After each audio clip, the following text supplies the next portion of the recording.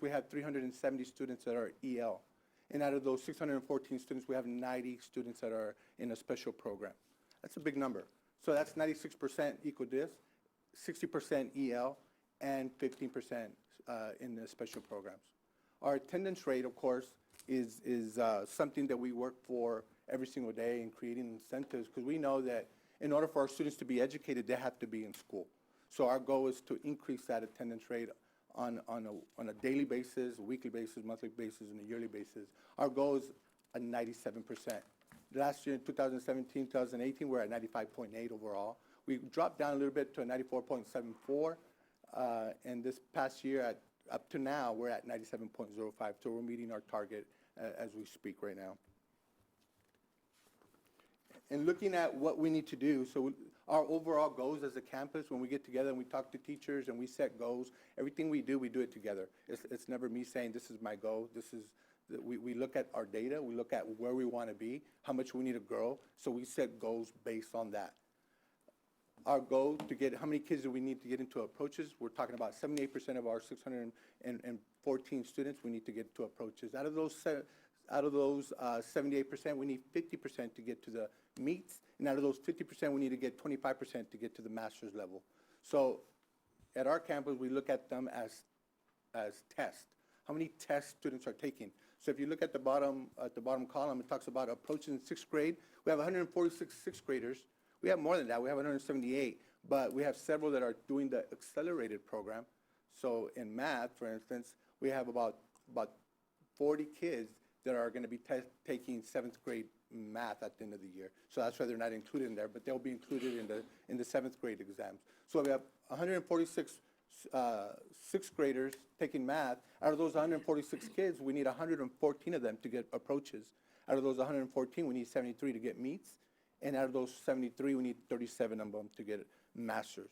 So we've created systems at our campus where we talk about color bands, and we talk about which one are those, which students, which are the 114 students that we need to get to approaches, which are the 73 students that we need to get to meets, and which are the 37 students that we need to get to masters. So we have them identified by their areas of need, areas of growth. So that's how our teachers create their tutoring list. That's how we create our STAR list. That's how we communicate with parents. When we talk about colors, we talk about where they're at and where we want them to be. Because at the end of the day, we want them to end up at the university level, because research says that if they end up at the university level, they're going to be more successful in college. So our goal is to get a 51 on academic performance. That, with our economic disadvantage percentage, will give us that balance. Will give us that playing field like another campus or any other campus that has different dynamics, different demographics, and that'll get us to that B, possibly an A, depending on how many points we get in domain 1. So I'm gonna pass it to Mrs. Lara, and she's gonna talk about some of the things that we did last year and what are we doing this year that's different, that's gonna really affect the domain 1 academic performance. Good evening, board. So I'm going to talk a little bit about what our action plan is. If I was looking at last year and what were we doing for all of our students, we blocked our sixth grade reading classes. We said we had a need in those classrooms, and so we said let's give them double ELA. And so we wanted to make sure that they were getting as much literacy as possible. Blocking our reading classes in 8th grade, we were able to get 2 sections that we were able to block, and focusing on our reds, our students that were the lowest performing. We also established Star Mondays, which was our tutoring Mondays. It was a big push throughout all of the campus. We focused on our greens, which were students that we were growing to green. That means growing to approaches, and then focused 1 day out of the month where we focused on students that we were growing to blue. We also conducted instructional rounds, being visible and always in the classroom. We did that 1 time. We had them scheduled 1 time every 6 weeks. Teachers were visiting teachers to see what was going on in the classrooms. We also are part of Project Rise, and Project Rise is asking for us to visit the classrooms frequently. So what we set up was three 20-minute observations where we were going into the classroom. We also set up a system for reteach and enrich after every CBA. Every 6 weeks, we scheduled the CBA, and we wanted to make sure that no content was going ununderstandable to students. We wanted to make sure that we were enriching the students that were already doing well, and we were reteaching the students that were not getting it. We didn't want to go on without that. We also pushed Achieve 3000 in all of our reading classes. So that's an example of what we were doing for all of our students last year. That's on the left. On the right is what we're currently doing. We blocked our 6th grade ELA students. We already did that last year. But this year we said, you know what, we're coming with some gaps. What do we do to address those gaps? We were approved to reduce the ratio at 15-1. We also had our 8th grade students. We focused on reds last year. So this year what we said, let's focus on the yellows, the students that are right there with our most impactful, our most effective teachers. We also changed it from Star Monday to a Star Monday and a Wednesday. That was necessary. Our teachers were fighting for students. There were students who needed instruction in math and reading, and so we wanted to make sure that they were able to get both. And then we also have science and social studies that are able to support there. We had Friday night lights that we're focusing our blues. We want to make sure that we're enriching our students that are already high performing and that we're able to get to meets and we're able to push those students that are within masters. There was a purposeful rescheduling of all of our students to make sure that we had our teachers that were the most impactful, having impact to our yellows and greens, those students that need it the most. We need to get them to meets. That's what their goal is. Those are the discussions we have with them. The interactive student notebook is a system that we established throughout all cores and all subjects. Reteach and enrich is no longer just in its implementation phase. It's consistently being done across all cores and all subjects. Study guides, showing our kids how to study for what's coming up, how what I'm learning is applying to how I'm going to be tested. And our students need to learn that. They need those skills. That's what's going to make them successful at the next level. That's the type of child that we're trying to create. Reviews, we also focused on reviewing for every CBA. Our students are going knowing what they're going to be doing. Focus bell ringers, making sure that if I'm going to have bell-to-bell instruction, the minute a student walks in there, they know exactly, this is what I learned yesterday, this is how I apply it, and this is what I need to make sure, this is the level I need to be at. We also have 16 STEAM clubs where this year we ensure that every STEAM club is tied to one of the domains of emotional intelligence and the 7 competencies. And that is what we do for all of our kiddos. So our job is to make sure that's happening in the classroom. So we do that in 3 ways. So in 3 different ways.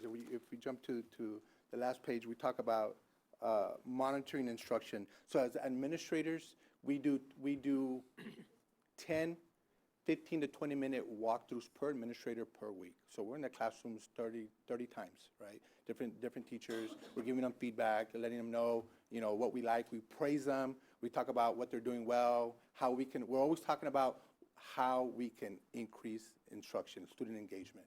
We collaborate while planning, we use data-driven to reteach and enrich our targeted areas. We always focus on the low SCs. We invite coordinators from the district to come in and to plan with our departments so that alignment is ensured and making sure that we're aligned across the board. We talk about teacher development. That one's big. So every Tuesday we have POCs where we're doing some type of enrichment, doing some type of learning. We do learning observations. You probably have heard it as peer-to-peer. We use it more as a learning observation. Teachers go in, they look at, observe other teachers, and they grasp or take any tools that they can get from a teacher and they apply it to their content. It's all about growing. Teachers learning from teachers. Every department goes to different trainings and our coordinators bring down the best to get that training for them. But only that department gets to see it. So here, by doing learning observations, other departments get to see that and get to take that and apply that to their content. Project Rise, we use Project Rise as a way to pay teachers to come in on weekends and plan and really dig down into those activities to make sure that they're differentiating across the board. You saw our dynamics, our diverse population. Master teachers lead development of others, and then we're always calibrating. Every other Tuesday I meet with my administrative team, my leadership team, and we talk about what are we doing, what's working, what's not, what do we need to revisit. We look at progress monitoring of all special pops. We look at data conversations. We just had a data conversation today. How are we on our district benchmarks? Are we meeting our goal? Are we hitting our goals? And if not, what are we doing to make sure that our students are getting up to par? And that is our plan for this upcoming year.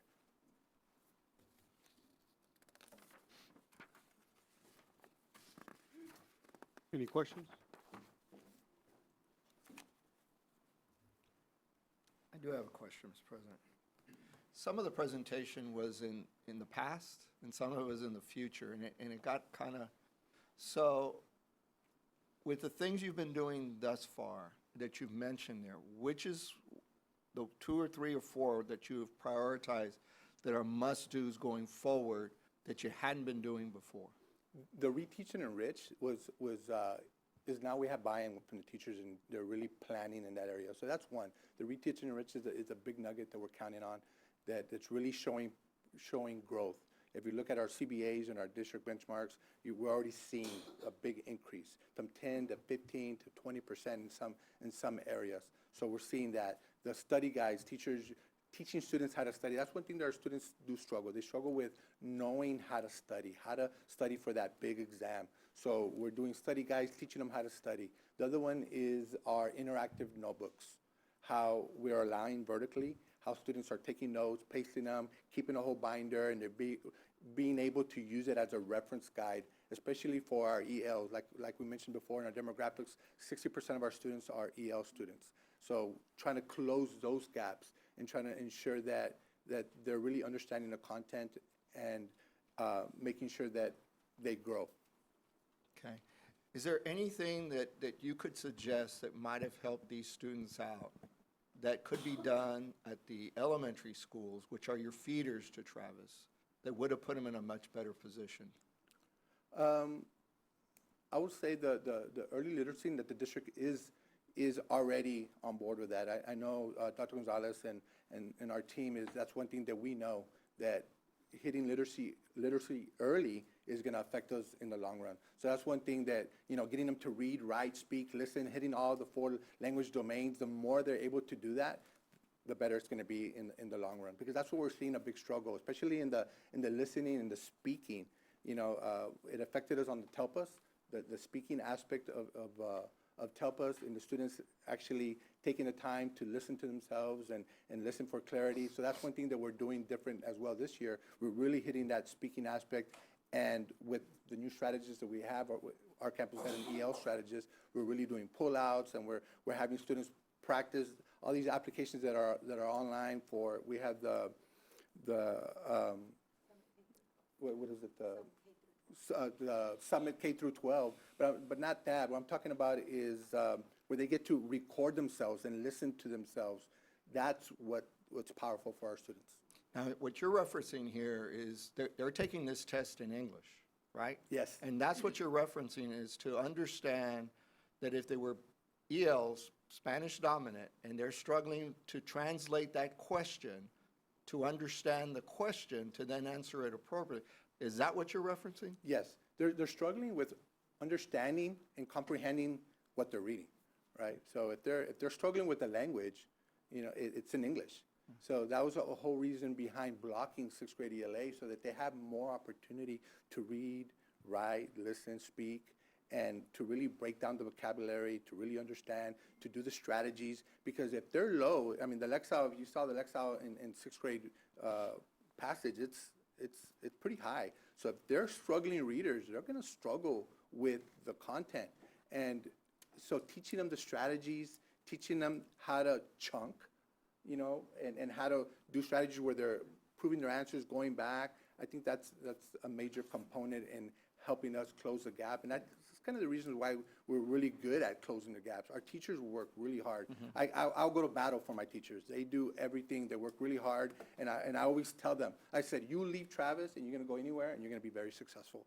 Because the stuff that we do on day in and day out, people are going to be amazed by what we are doing. And it's second nature for us. I mean, we're always differentiating for the dynamics. Not only that, we're always fighting that social aspect of building relationship with our students, because they come with a lot of things that are happening at home that we can't control.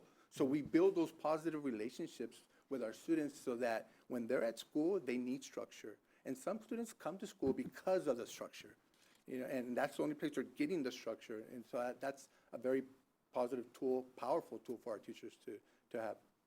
I recently saw a lot of write-ups regarding, and it was a teacher actually gave an example where she puts all the math equations, and she put 9 times 9, and she put the wrong answer, and everything was correct, and everybody started laughing, and they focused on the one thing that she made the mistake.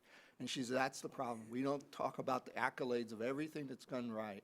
And I got to commend you in 2 areas. On the academic growth, you got a distinction, and on closing the gap. Clearly, you're teachers, and those are 2 big areas that students need to be able to achieve in order to be successful to the goals that you mentioned earlier on in your presentation. Yes, sir. Having said that, the student achievement still needs work, and Yes. you've covered that. I appreciate it. Is there anything you need in the areas that you mentioned, as far as financial assistance, staffing, knowledge, skill, leadership? Is there anything that you might need in order to execute your plan successfully? I think the district is providing a lot of support for us. I think we're going in the right direction. We have the right teachers in place. We have the right administration. We're working hard. We have the continuous improvement, collaboration that we're having on our campus, and I think we're in the right direction. We get a lot of support from federal programs. That's a big support for us, especially for our Star Mondays and Star Wednesdays. They help us in planning. When we're being teachers for planning, they assist us in that area as well. So I think in the direction we're going, we're already seeing the gains that we want to see. Like I said, today I finished having data talks with my departments, and we're seeing a lot of great stuff from our teachers and from our kids. Excellent. Thank you very much for your presentation. Thank you. Trustee Alexander? Hi, Principal.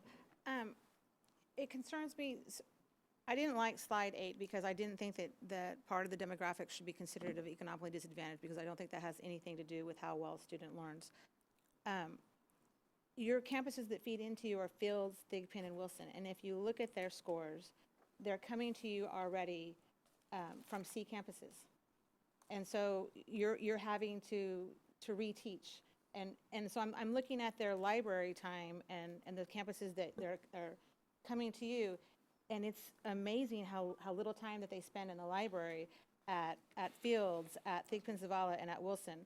I mean, we had this discussion earlier with our dual language. I mean, you have other campuses that are A campuses that those principals have them in reading programs where they are getting, 588,000 words, an average student. But then the campuses that are coming to you, like Wilson, 63,000. So Gonzales Elementary right now has already lapped what Wilson will do the entire year. And so I think that a lot of it is the equity in our district, and we need to have from the top down mandates from the top down. You will do a literacy supplemental program like this. You will be in the library this amount of times.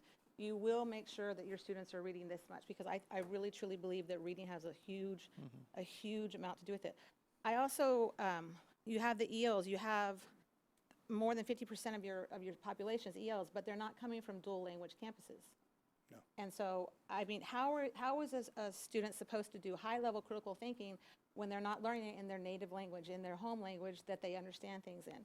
I think that that's a real problem, because they're at campuses that are early exit. And early exit doesn't give you the ability to understand and comprehend things in your own home language. So I think that maybe that should be something that should be looked at too, is maybe the campuses that feed into you should be dual language, not early exit. I also wanted to ask you about your blocks. You said, I know that the school board, we budgeted so that middle schools could have blocks in English and in reading. But I think my assistant principal Lada said that you're doing additional blocks on top of it, or you're doing what's every middle school is doing? We're one of two middle schools or three that are blocked in sixth grade because of the dynamics and the gaps that are there in the reading. So we wanted to give them extra ELA. So last year was the first year that we blocked sixth grade. Right now, across the district, seventh grade is the only one that is across the board that it's blocked because of the dual tests. There's two tests that are happening in seventh grade, reading and writing. This past year, we were able to block sixth grade because we wanted to build that foundation for them, to build them for seventh grade and then eighth grade. So we felt that they needed that extra support in sixth grade, especially because of the difficulty of the test from fifth grade to sixth grade. Not only that, we have fifth graders that were taking the test in Spanish. So when they're coming to sixth grade, sometimes they scored masters or meets in fifth grade in Spanish, but when they're taking the benchmarks and CBAs in English, we saw there was a big gap there. So that was not a true picture for us. So everyone takes the exam in English starting sixth grade. So that was the whole reason behind blocking sixth grade. So in sixth grade, you block math and English, or just English? In sixth grade, in math, sixth, seventh, and eighth grade are blocked. Okay. Across the board, across the district. In every In every campus, yes. But then it's the principal's decision if they want to decide if they want to block English. So usually, when we have a big number of students that did not meet approaches level, we would give them that extra extension class, which is like a second teach of English with another teacher. But we wanted to be able to use the main teacher. We wanted for it to be their ELA teacher. So we gave them double the time in there. We broke it down. So like this year, we mandated AR. So the kids had to get so many points. Right. When we do Star Mondays and Wednesdays, certain students are in certain class. They're going to stay until 5. We created a 10-period schedule where the last 21 minutes, they go to their tutoring class. Because the problem we've had is that when we say tutoring, a lot of kids, they are involved in so many things that they don't come. So we said, you know what, let's create a schedule where we're going to get the students there. And then all the other students for 21 minutes are reading. They're reading a library book to increase their AR points. But you said that there's 2 or 3 other campuses doing the blocks. What are Yes, Brown Middle School and De Leon, I believe. are doing the blocks? Yes, when Lincoln closed, and they restructured, relocated students, they got the same Funding ability for to the be able block. to do that. Yes. And I noticed IXLs, is Travis using the IXLs program in math We and use reading? Only math. We don't have it in reading. And is that a campus decision? Because I know that at other middle schools, we have it in reading and math. I believe the only one that has it in reading for seventh grade, I believe it's Morris. We have no red ink. We had it last year. Last year was the first year that it's kind of comparable to that for seventh grade. We submitted through our STEAM club, through our STEAM funds, to be able to purchase reading. No, not reading, but no red ink again for this upcoming year. But as a district, we don't have it across the board for the middle schools. I thought when we discussed IXLs, I thought we paid for it to have every middle school have it. Yes, so we do have IXL for all the middle school for math only. That is correct. And then how come Morris has it for reading? Because I know because we do it. Right. The campuses can opt to pay for the reading if they choose to out of their STEAM budget or other campus budget. And so that is allowed, but that's the district provides IXL for math, and that's because of the blocks, again, because they have the additional time. So if it's best practices and the campuses that have it already are doing well and there are A campuses, it seems like we would replicate that and make equity in the district. Right. So in response to that, we have the Achieve 3000. For instance, Travis, because of their large EL population, receives more licenses for the Achieve 3000. So that's where we differentiate the needs. And so Achieve has proven very successful at most of our campuses, the fidelity of the implementation, obviously. So that is one program that he has greater usage than, let's say, Morris. Morris has a few licenses. So, and that is for reading, and that targets the Lexile level of the student and increases their comprehension through increasing the Lexile level. So that's one program that is, that we're supporting more at Travis as opposed to, Morris, because again, the needs are different.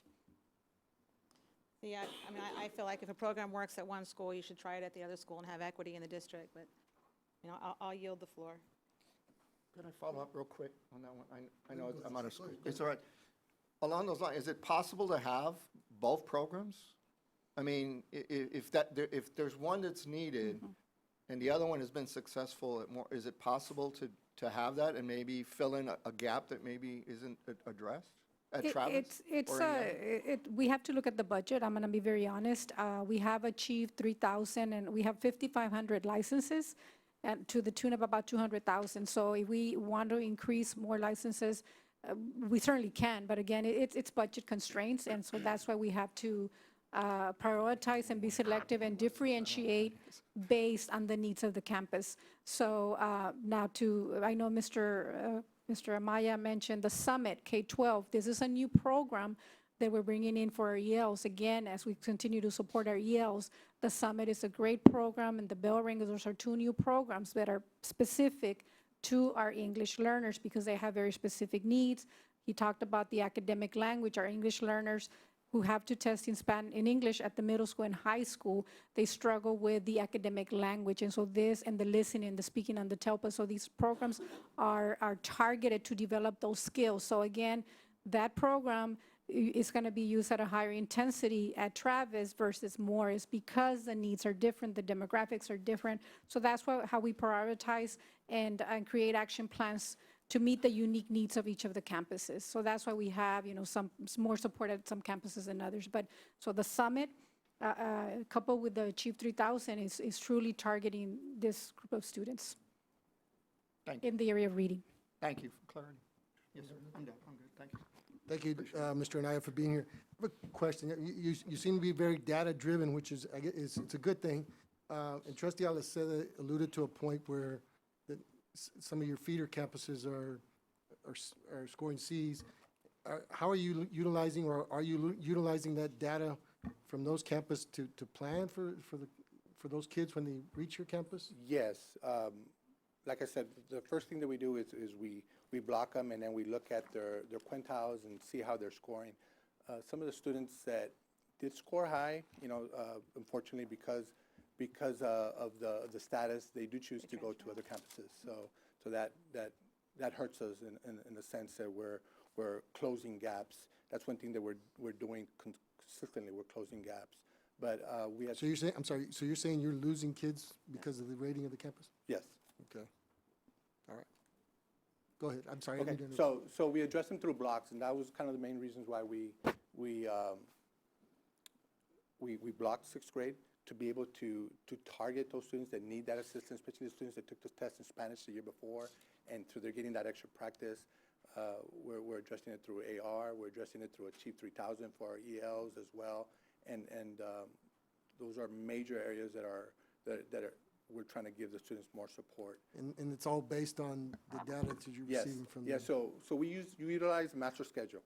So Mrs. Lara is our master scheduler. She takes care of that. So before even students get enrolled, or as soon as they get rolled over to our campus, we already know where they're at based on how they did the year before. So we start looking at what groups, we start potting them. Like right now, we have our special pops groups potted together. We're doing co-teaching in the classrooms. We're seeing some great gains with that, because now we instead of having a resource class, we have them in the ELA class, in the math class, and we have two teachers in there at all times, from the time they walk in to the time they leave. They're planning together. So that's how we're addressing those needs and closing the gaps there.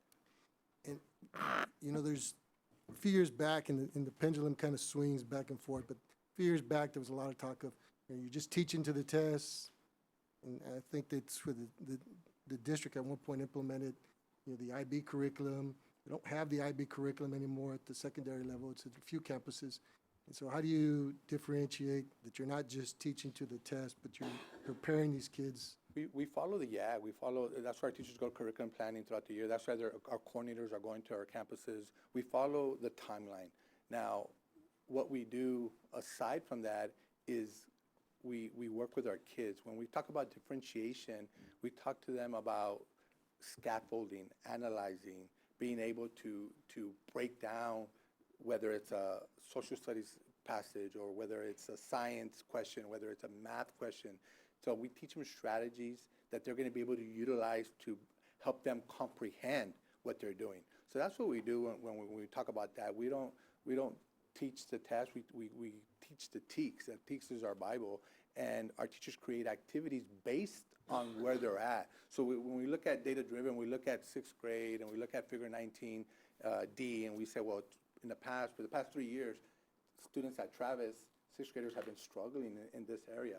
So we look at what we've been doing, right, and all the activities that we're doing, and we start restructuring them.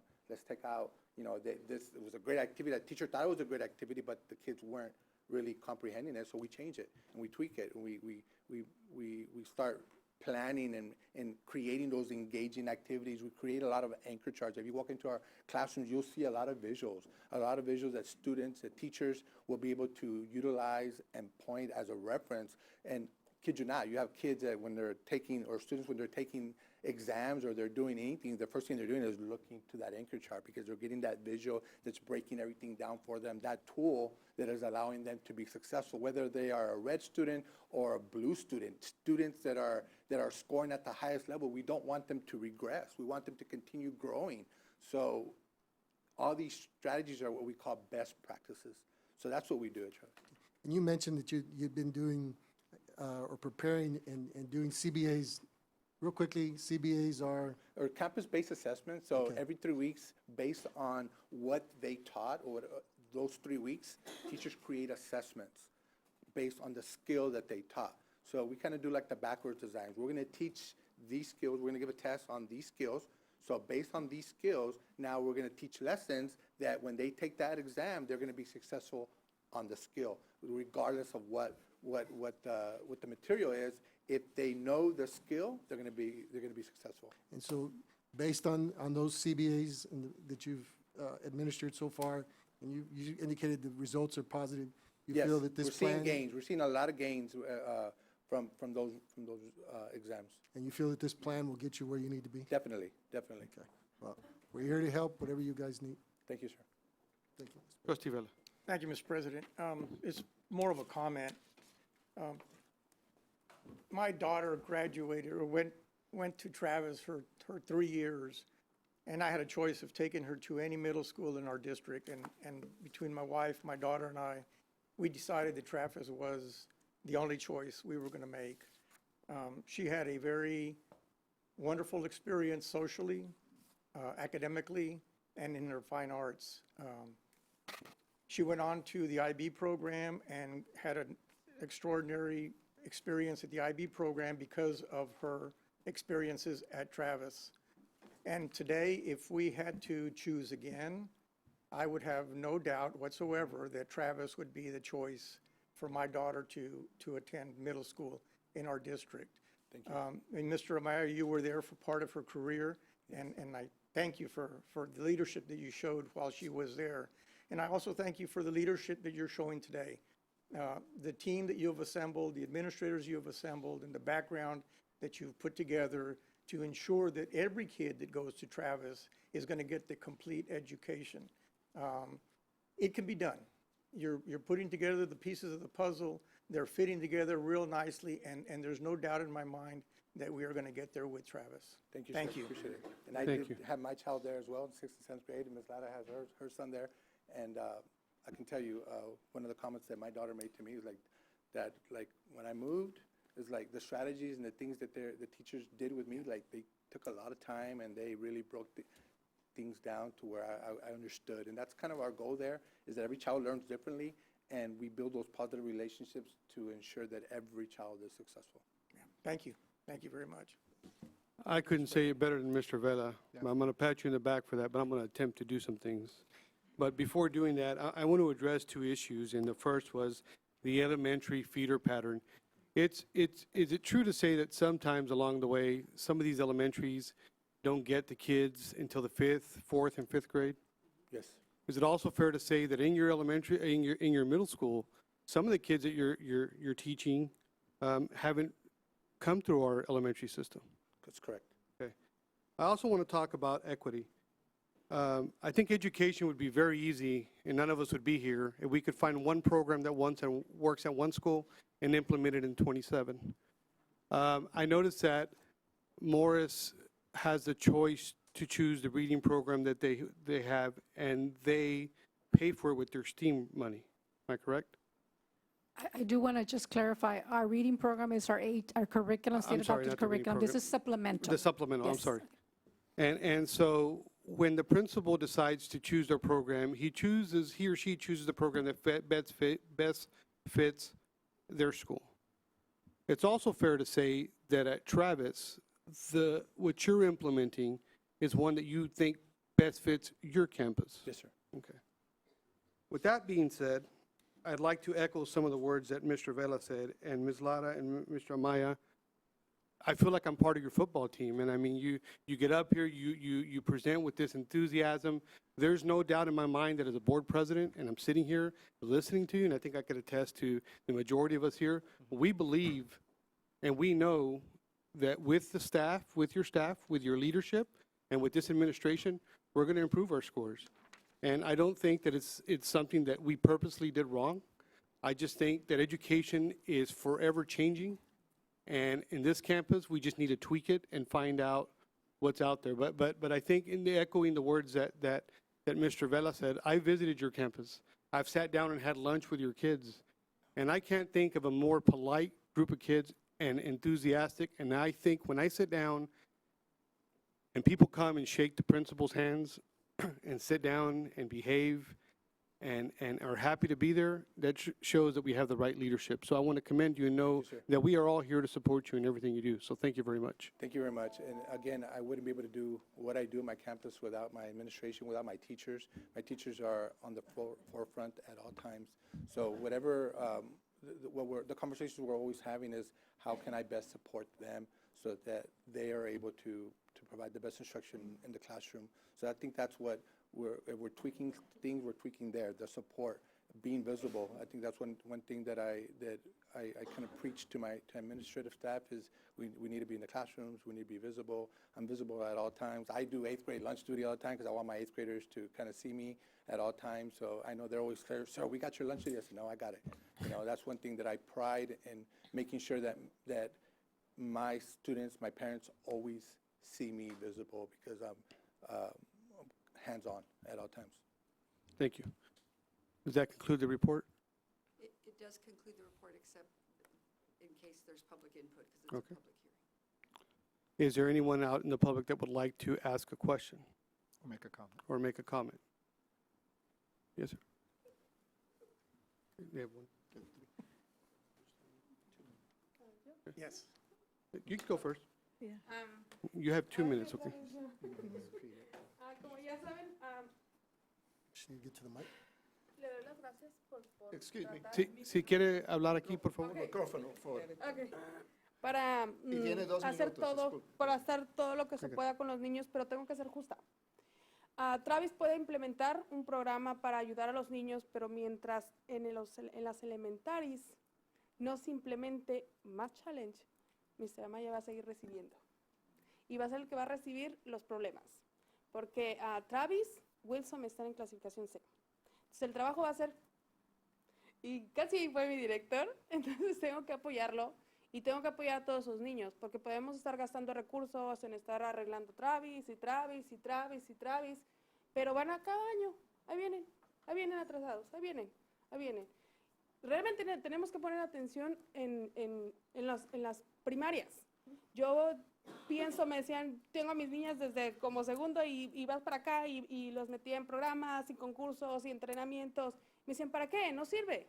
No, porque cuando llegan a Middle School, ellas están en 5 o 6 clubs y ellos aguantan y llegan al verano y tienen cosas que hacer. Entonces, yo sé que he sido de las primeras que moví todo lo de Travis, pero también tengo que ser justa. No se le puede echar toda la carga a Travis, porque no es justo. O sea, esos niños vienen atrasados desde más atrás. O sea, si no se implementa bien, middle school, y ahí vamos para high school, con lo mismo. Entonces, si este año yo quiero dual language, por ejemplo, en mi zona, pero si la probabilidad es Travis, mientras Travis no se levante, pues no va a haber dual language en mi zona. Y mientras las elementaries no se levanten, pues no va a haber Travis. Thank you. Gracias.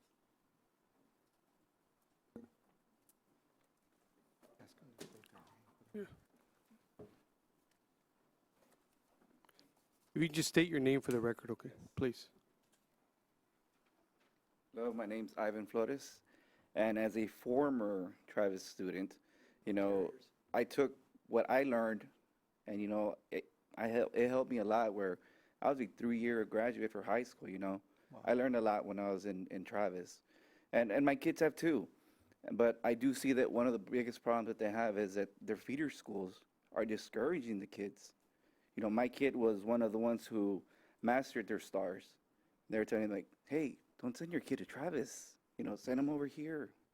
And we were about to. We actually went through the whole process, and we got an acceptance. But then when he came by and he spoke to us and the plan that they had for the kids, we're like, you know what are we doing? Our kid needs to go there. And he's doing great. So, again, thank you very much. Thank you. Anyone else? There was somebody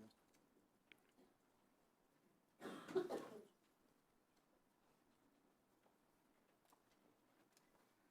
Hello again, I'm Alex Stain. I just want to connect this back to the dual language workshop we had, and on this same theme of the feeder schools, right? So I only saw the slide live, so I haven't had time to study it, and there were so many people I didn't even get a copy, so I may get something slightly wrong. But it seemed that those slides really conclusively showed that if you do an apples-to-apples comparison of early exit versus dual language in the elementary schools that have both things, that the dual language kids are outperforming the early exit kids, right? And you've got 2 feeder schools that are all early exit. You've got 1 feeder school that I admit it's not perfect, right? There are issues, but it's still, those kids are outperforming kids that are in the early exit program. And so I want you to make sure that you connect the dots, right? That we make sure that we get children to your campus that are ready to sort of receive the full benefits of the kinds of plans that you're outlining. And when I see that 60% of your campus is ELs, I'm thinking from a parent engagement perspective, how are you going to engage those families if 60% of the families are Spanish dominant, right? If you have the dual language program, then that becomes a possibility, right? If you don't have the dual language program, then that becomes much harder for you to do. And so, I'm only here because I read the public notices and I don't know anything special about Travis.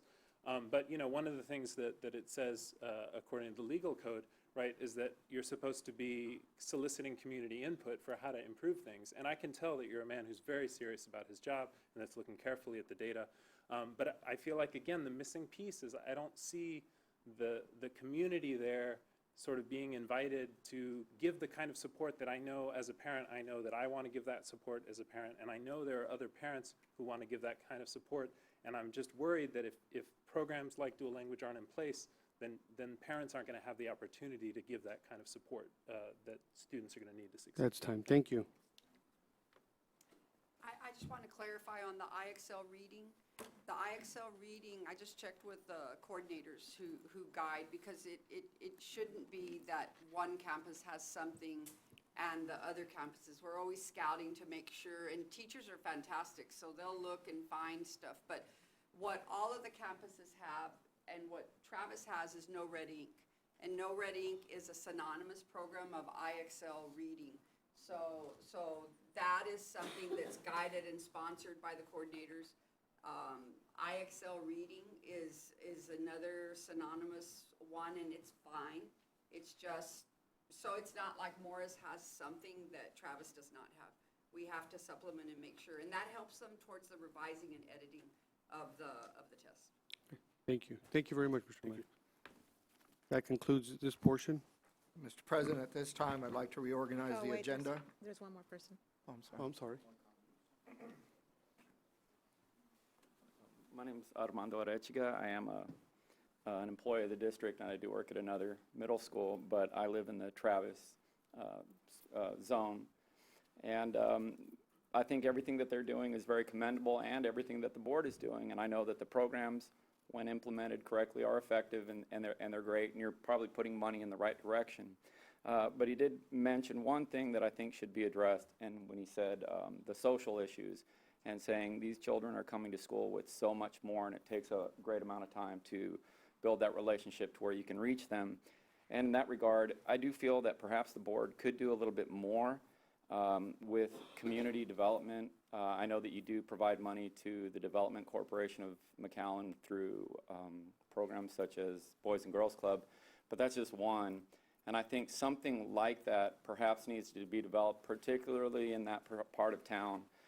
When I served on the grand jury, many times the address was in those neighborhoods. And there's just so much going on in that area. And if there was one area you could add or spending on, or it would be some more types of, not exactly sure what, after-school programs, study centers, homework helps. A lot of those neighborhoods don't have internet connection. They don't have digital resources. They don't live in print-rich environments. And there's probably a lot more we could be doing directly to community outreach of those neighborhoods. Thank you. Thank you, Mr. Hitchcock. Anyone else? Okay. That'll conclude this portion. We go on to the next item. Mr. President, at this time, if I may, reorganize the agenda. I move that we move 16A1. 16A1 is the instructional service item, approval of William B. Travis Middle School Targeted Improvement Plan. Dr. We have a motion on the floor, and we got a second.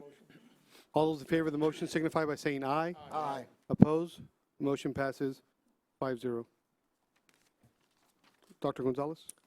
Yes, sir, Mr. President. Once again, Mr. Amaya and your team, thank you for the hard work. The plan is solid. We believe in the plan. As you know, we're here to support you, and I'm very, very proud of the effort. And we're a 93.4 as a district, and Travis is a big part of that. So we know that your leadership's going to get us there. As we know, Travis Middle School is a targeted improvement plan was presented in its entirety during the public hearing just a little while ago, and administration is requesting action on this item. So moved. Second. We have a motion on the floor and a second. Any discussion? Did we just vote on it? We vote to allow it to be moved on the agenda. We have a motion and a second. All those in favor of the motion signify by saying aye. And itself. Aye. Aye. Opposed? Motion passes 5-0. Mr. Maya, we believe in you, Papa. All right. Go get him.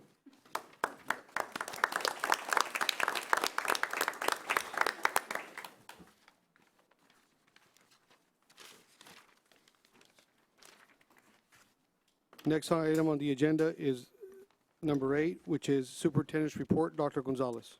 Yes, sir. I do want to commend Community Information, MITV, for the great job that they do. And the video we're about to see is a tribute to them because they tell a lot of our stories through video. But this is a story about the people who tell the stories, and we'd like to share that with you.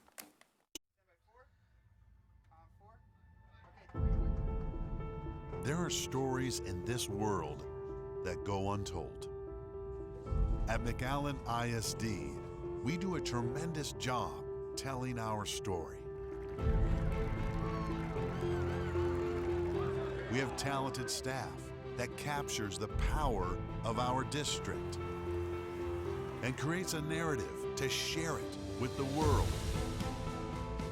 At McAllen ISD, we believe that there is nothing better than a great story and how it can inspire an entire community to strive for excellence. Our story is one of strength, grit, and resiliency. We got an A! Yeah! Woo! There is strong. Then there is McAllen ISD Strong.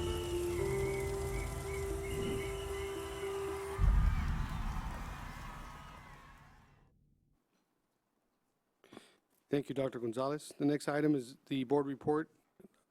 We go to 9A, recognition of Board of Trustee legacy. Dr. Gonzalez. Yes, sir. Now we want to recognize those who helped establish a legacy of excellence here in McAllen ISD. We want to give something back to those who previously served our community on our school board. And this evening, we're proud to honor Mr. Larry Fritz. Mr. Fritz served on the board from 1953 through 1959. He served 1 year as board president from 57 to 58. During his time on the board, the district opened 4 new schools.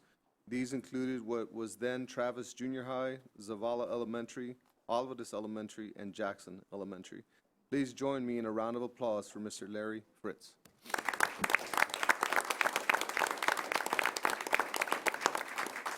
Thank you, Dr. Gonzalez. We go to 9A, recognition of McAllen ISD Business Services by Association of the School Board Office. Dr. Gonzalez, Business Office, I'm sorry. Yes, sir, Mr. President. In McAllen ISD's continuing pursuit to be good stewards of public dollars, the district recently earned the Materials Budget Award and International Standard for submission of the 2019-2020 Annual Budget Book. The international award is the result of a lot of hard work from our talented staff, and they're very dedicated, and we appreciate them. And Mrs. V will now introduce the team, and Mrs. Cindy Richards will provide more information.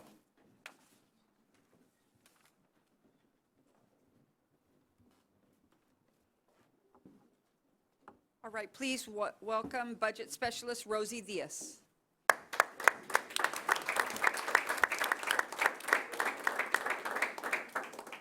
Another Budget Specialist, Janie Brooks. Staff Accountant, Grace Suarez. Director of Payroll, Ashley Jaime. Harita Dasari, Coordinator of Systems and Data. Judith Escamilla, Executive Director of Technology. Adele Felix, Chief Financial Officer. And also being asked to join is Mr. Todd Miller, Assistant Superintendent for Human Resource. And last but not least, Ms. Cynthia Medrano Richards, Assistant Superintendent for Business Operations. Thank you. Thank you, Mrs. B. In addition, I'd like to add that the Association of School Business Officials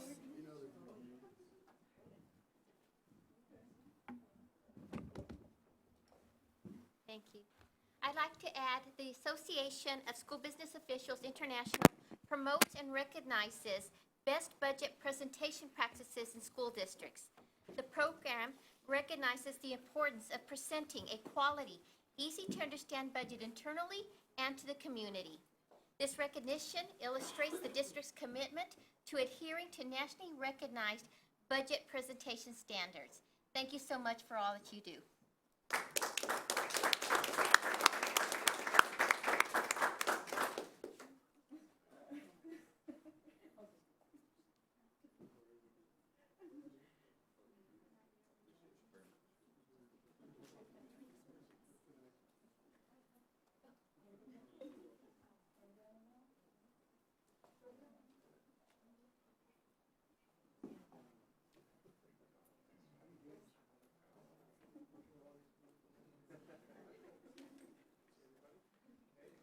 Look right at the lens. 1, 2, 3.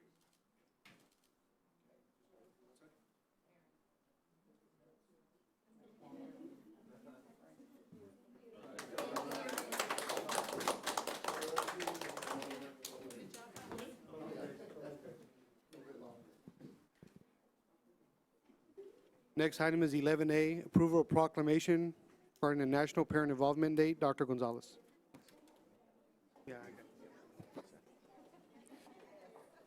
Yes, sir, Mr. President. National Parent Involvement Day, November 21st, 2019, provides a yearly opportunity for schools and families to honor and highlight the powerful contributions parents and caregivers provide at school and home to support student success. Ms. Bridget V. will introduce our outstanding parents and staff, and then our Vice President, Sam Salivar Jr., will then read the proclamation. Ms. V. All right, from Kathy Middle School and Memorial High School, Ms. Erica Romero. Kathy Middle School and Memorial High School, Mrs. Yoli Ramon. From Jackson Elementary, Ms. Selena Daniel. Mrs. Castro from Jackson Elementary. Mrs. Pauline Mann from Fossum Middle School. Norma Salinas, Parent and Family Engagement Specialist. Leticia Villarreal, Parent and Family Engagement Specialist. Laura Davila, Parent and Family Engagement Specialist. Dora Rodriguez, and Patricia Tijarina, both parent and family engagement specialists. And our director for state and federal programs, Anjanette Gonzalez Garza.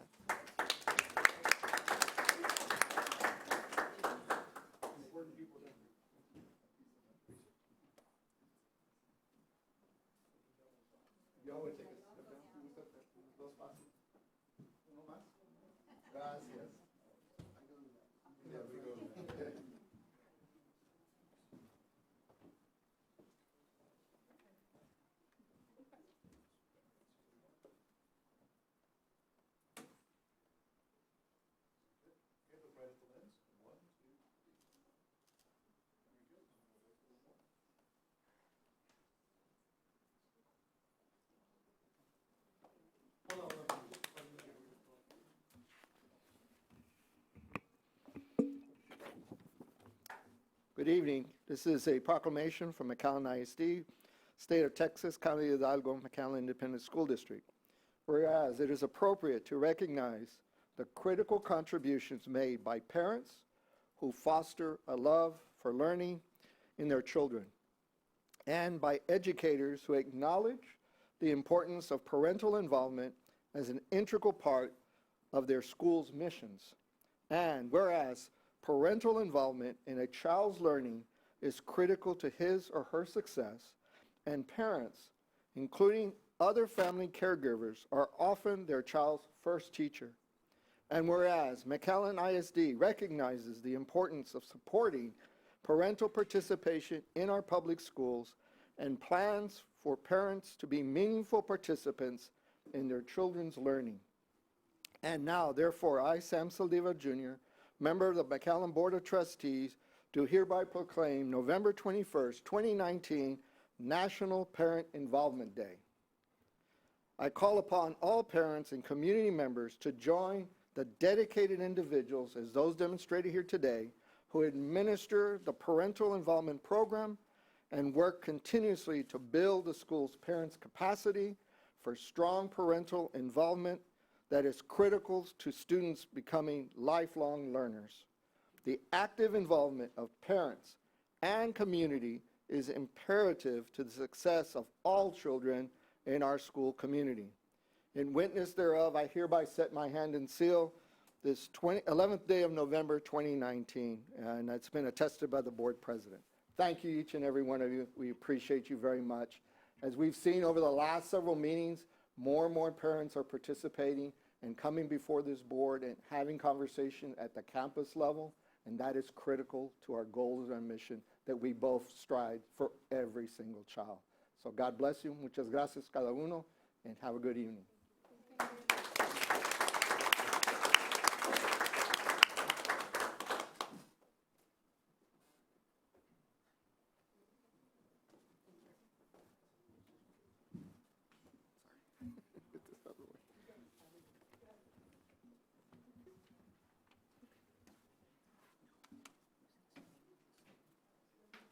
Everybody go. Everybody go.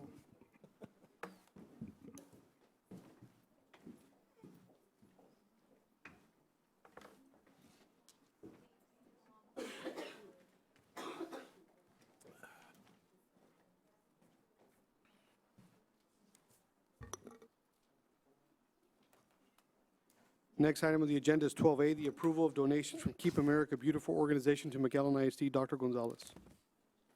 Yes, sir, Mr. President. This evening, we would like to thank the Keep McAllen Beautiful Board and the director, Chris Lash, for their continuous support and dedication to fostering a welcoming and nature-driven environment.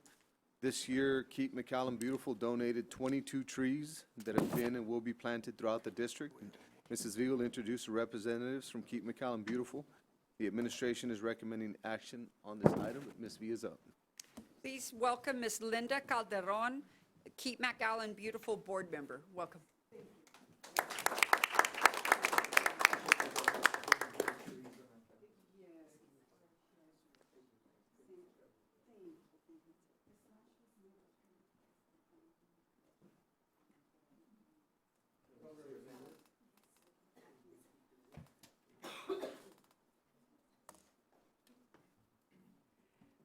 Good evening, everybody, and thank you for having me. I'd like to say that the funds that we were able to give to you for the purchase of the trees were proceeds from an event that we have every year. It's called the Arbor Day Celebration, and I'd like to hand this out to everybody, if that's okay. This is our only fundraiser of the year, and it's specifically to gain proceeds to buy trees and continue to make McAllen beautiful. Yes.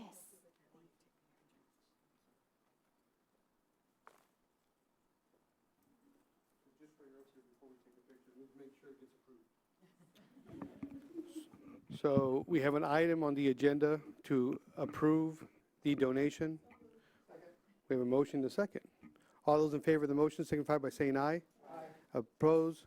5-0. No one ever says no to money or donations.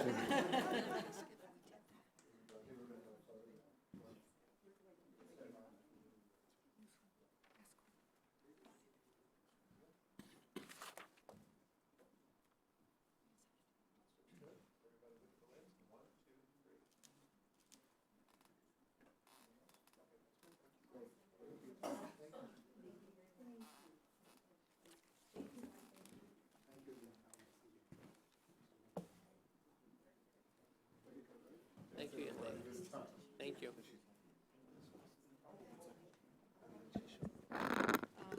Thank you for everything you do.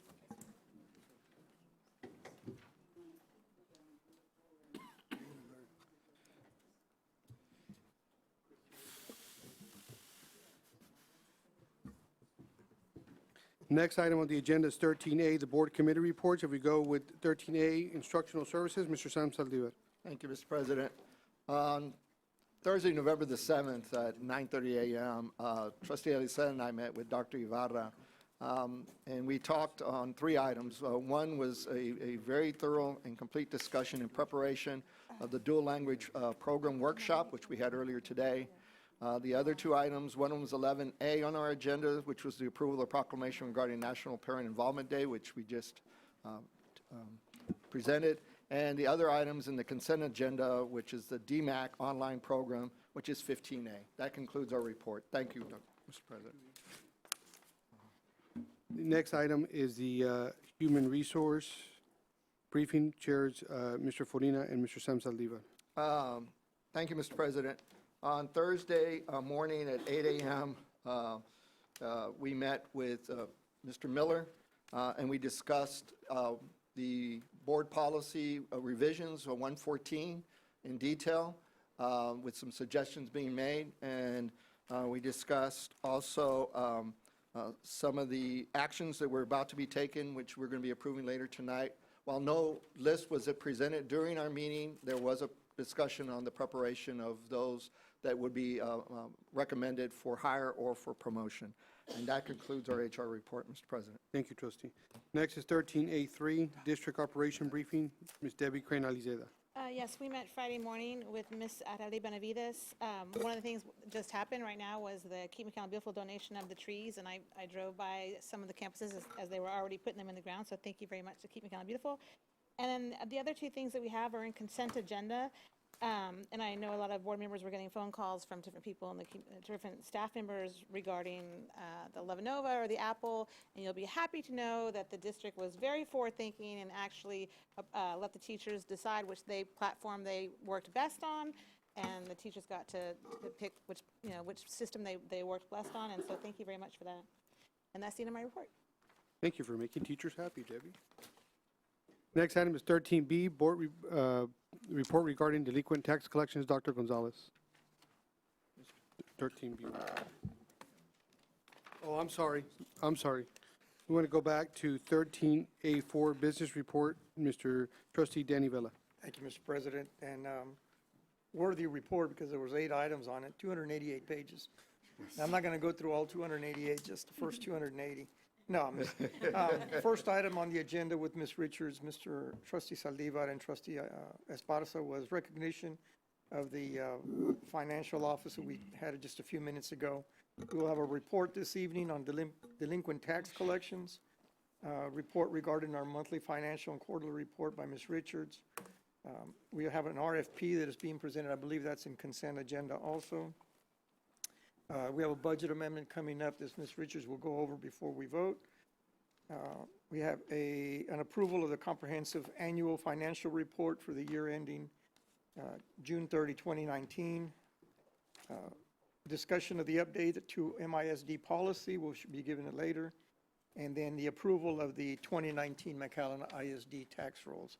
8 items, that was them. Thank you, Mr. President. Thank you, sir.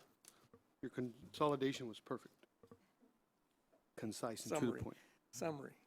13B, 1, report regarding delinquent tax collection for period July 1st, 2019 to September 30th, 2019. Dr. Gonzalez. Yes, sir, Mr. President. Mrs. Kelly Salazar from the firm Linebarger, Goggin, Blair & Sampson, LLP, will present the quarterly delinquent tax collection report, and this item is for information purposes only. Welcome, Ms. Salazar. Thank you, Dr. Gonzalez, Mr. Suarez, and members of the board. I'm also a proud dual language parent at Sanchez Elementary. This is a delinquent tax collection report from July 1st through September 30th, your first quarter. Our delinquent tax collection program, on behalf of McAllen ISD, continues to emphasize 2 basic premises. The first is to collect from the individual taxpayer first, to collect the delinquent amounts owed, and secondly, use the tool of litigation as a final option to collect. During this first quarter, we completed 3 demand mailings, mailing over 6,700 statements. Regarding taxpayer contact, we've initiated and taken in over 953 phone calls, had over 208 individuals walk in to any one of our 4 locations in Hidalgo County, 2 of which are very convenient to McAllen ISD constituents, one on South McCall and one on North 10th.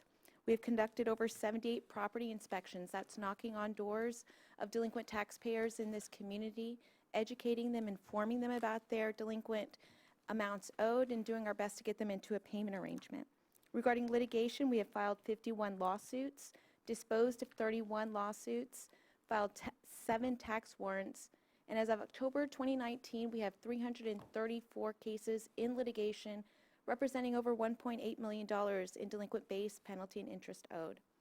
We regularly conduct tax sales and resales involving judgments taken on taxpayers who have made little to no effort to pay what is owed.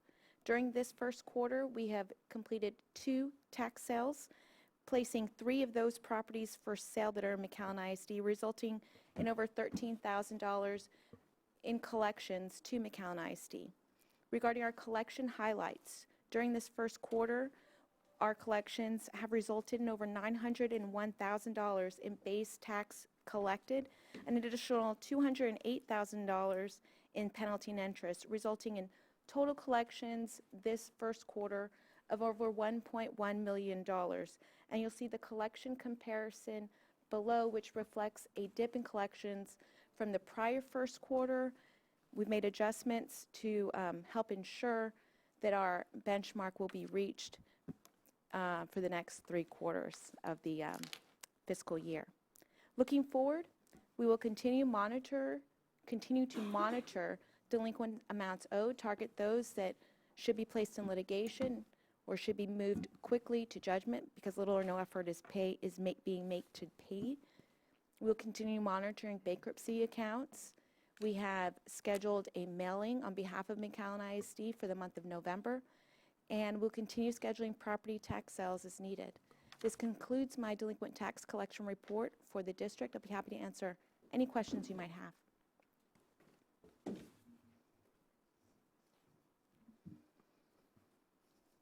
Does anyone have any questions? Thank you, Mrs. Salazar, for your report this evening. Thank you. Have a good evening. You say.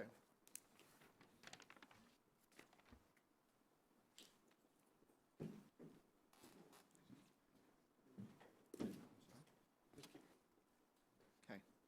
13B2, report regarding monthly financial and quarterly investment reports. Yes, sir, Mr. President. Mrs. Richards will present the monthly financial report and the quarterly investment report for September 2019. This item is for information purposes only. Mrs. Richards. Thank you, Dr. Gonzalez.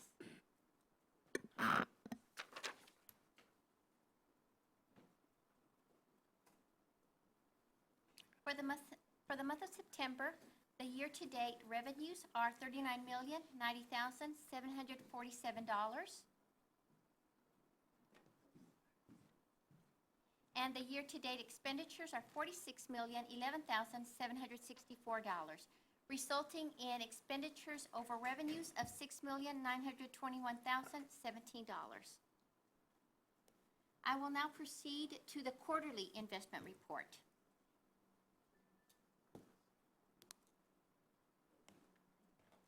The beginning market value for our investment portfolio is $106,626,110. The ending market value is $110,402,289. For this period, we have an average yield to maturity of 2.281%.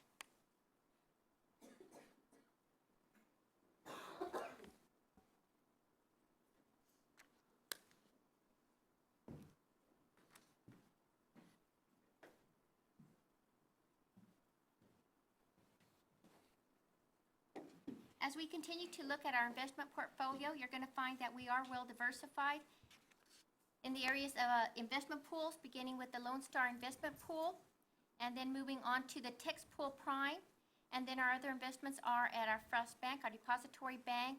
We do have some T-notes and agency bills that we are investing in.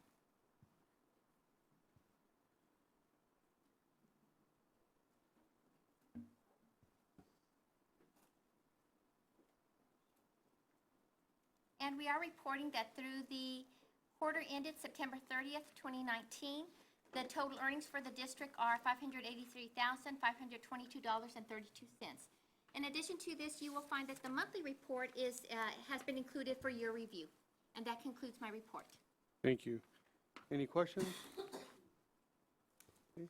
Next item on the agenda is 14A, the approval of human resource for school year 2019-2020. Dr. Gonzalez. Yes, sir. Human Resources is submitting a list of recommendations under separate cover for discussion during closed session, and administration is recommending action on this item. I move we accept all positions except for pool. I'd like to pull out for the separate vote all the school improvement facilitators listed.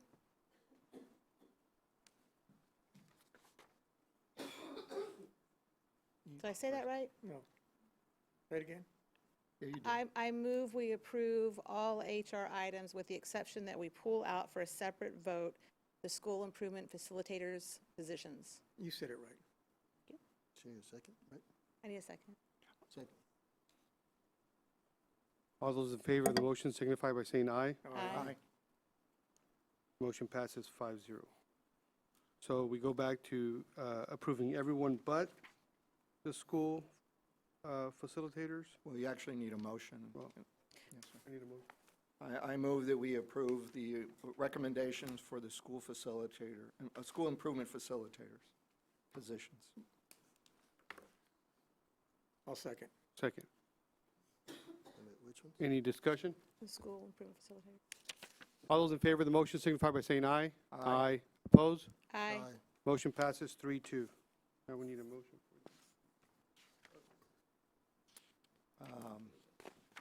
No, that was it. We got everybody else. So just for the record, we voted for the all of our HR recommendations. Am I right? Okay. Next item is 14B, Human Resource Employment Resignations for school year 2019-2020. Dr. Gonzalez.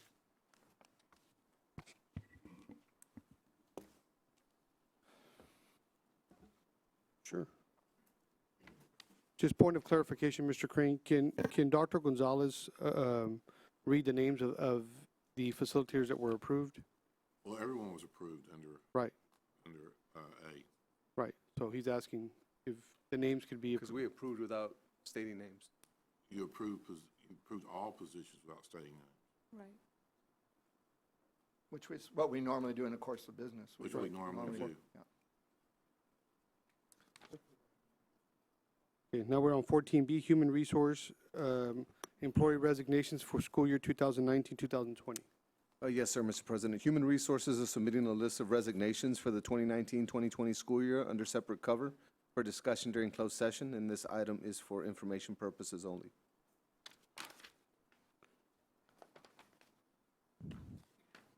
Excuse me real quick.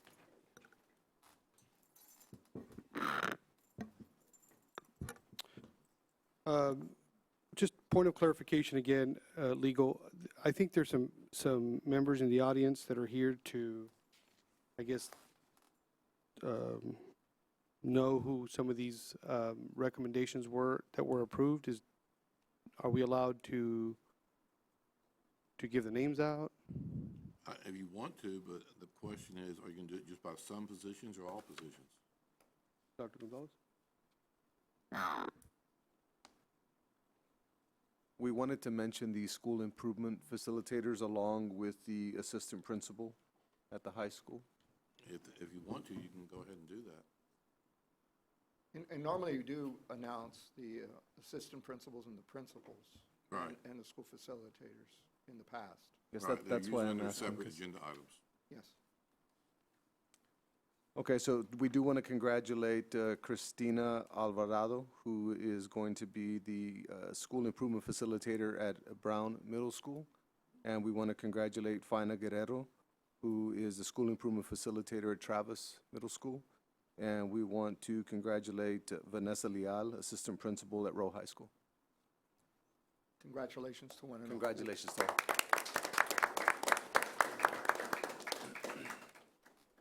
We go to, I guess everybody's waiting to see where the party's at. Got it. 14C, pending or potential litigation No report. and possible real estate acquisition. No report. We go under consent agenda. Consent agenda for, just for purposes of possible conflict of interest, I will not be voting on consent agenda, so I'll hand the gavel over to Mr. Saldívar. Okay, at this time, we have, our board president is not participating or in discussions or voting on 15B. So at this time, we're going to pull that as a separate item so you can participate and vote on the other. So we are pulling 15A for separate consideration. 15B, I'm sorry, 15B. So the other items on the consent agenda you can participate on. And if you want to hand it back over to you, we can. Yes, sir. So, well, we need a motion to approve. I move to approve 15A, 15C, and 15D, Mr. President. Second. We have a motion, a second. All those in favor of the motion signify by saying aye. Aye. Opposed? Motion passes 4-0. So now at this time, due to the conflict of interest, we'll now come back around to the item that was pulled from the consent agenda, which is 15B, which is approval of request for proposal 2018-049, restaurants, food, funding, rental, catering, field trips, and related products and services. Do I have a motion? What do you want to present, Dr. Gonzalez? Yes, sir. This is a rolling RFP and is solicited on a quarterly basis to add new vendors so that departments and campuses get the best value for these purchases, and administration is recommending action on this item. What say you, board? Do I have a motion? So moved. I'm going to move by trustee Esparza. Do I have a second? Do I have a second? I'll go ahead and second the motion. The chair can participate in motions, and since I'm acting chair with only 3 members, which is a quorum because 4 of us are present, I second that motion. So any discussion? Hearing none, we'll proceed to a vote. All in favor signify by saying aye. Aye. All opposed, nay. The ayes have it, 3-0, motion carries. Thank you. 301, one abstaining, which is trustee Suarez. Thank you, Mr. Sullivan. We now go to 16A2, the approval of the 2018-2019 campus performance objective goals. Dr. Gonzalez. Yes, sir, Mr. President. Under the Texas Education Code, campuses must set campus performance objective goals and establish strategies for meeting those goals. Campus performance objective goals must be board approved. Mrs. V will provide additional information on this item, and administration is recommending action at this point. Ms. V. So all principals presented their executive campus improvement plan summaries to the ELT in September and October regarding how they would get their campuses to these goals that you've been front-loaded. Tonight, we invited Rowe High School, Morris Middle School, and Sam Houston campus administrations to present an overview of their instructional plan to meet their performance goals for their campus for 1920. So our first 5-minute presentation with an overview to you, the board, tonight is Rowe High School. Please welcome Rowe High School.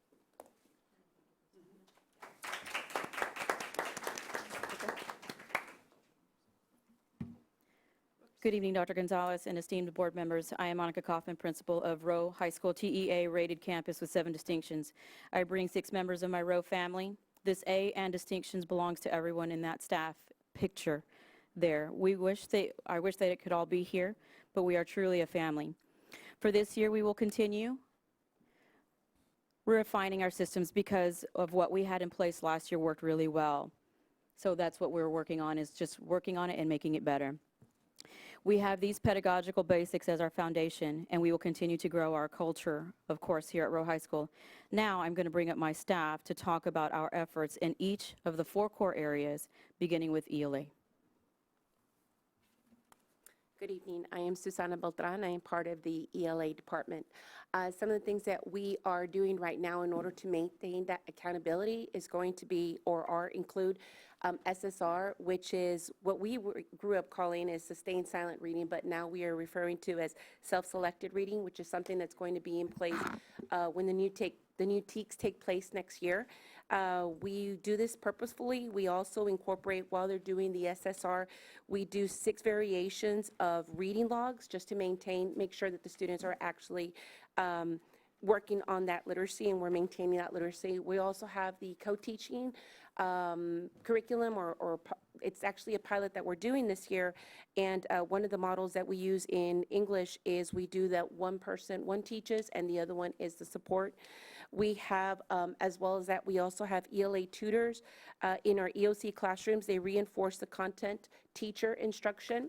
We have the small group purposeful talk and 7 steps techniques that we use. We use the randomization, total response, structured conversations, as well as reading and writing. We also incorporate the No Red Ink and Achieve 3000. The No Red Ink is just the free-based version of this right now, but we are hoping that we'll be able to purchase the one that we can that has the full accessibility in the future. And of course, we do progress monitoring through our common assessments, and we purposely plan 3 times a week within the department. We have our teams, English 1, 2, 3, and 4. Thank you. Thank you.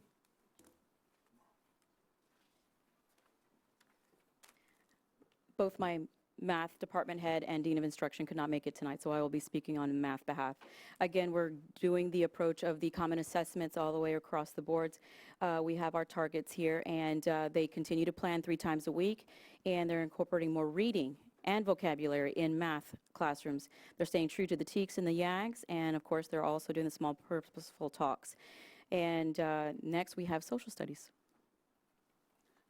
Good evening. I represent the Social Studies Department at Rowe High School. As you can see, we were able to increase pretty much across the board.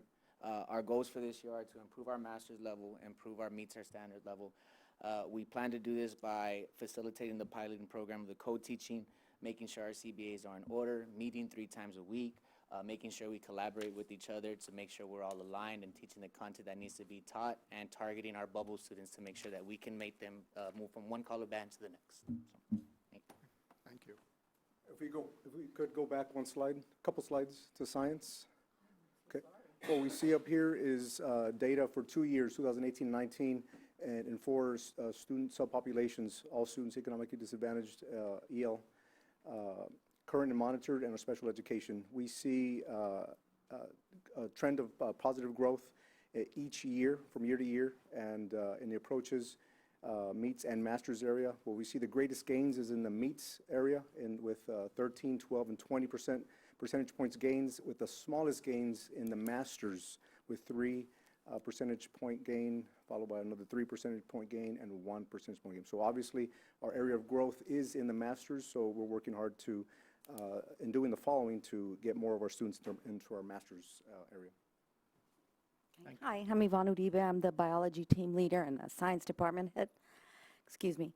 I'm not going to read all of them to you, but I will tell you that something that has really, I guess, made our scores go up is the team planning 3 times a week, but it's very purposeful.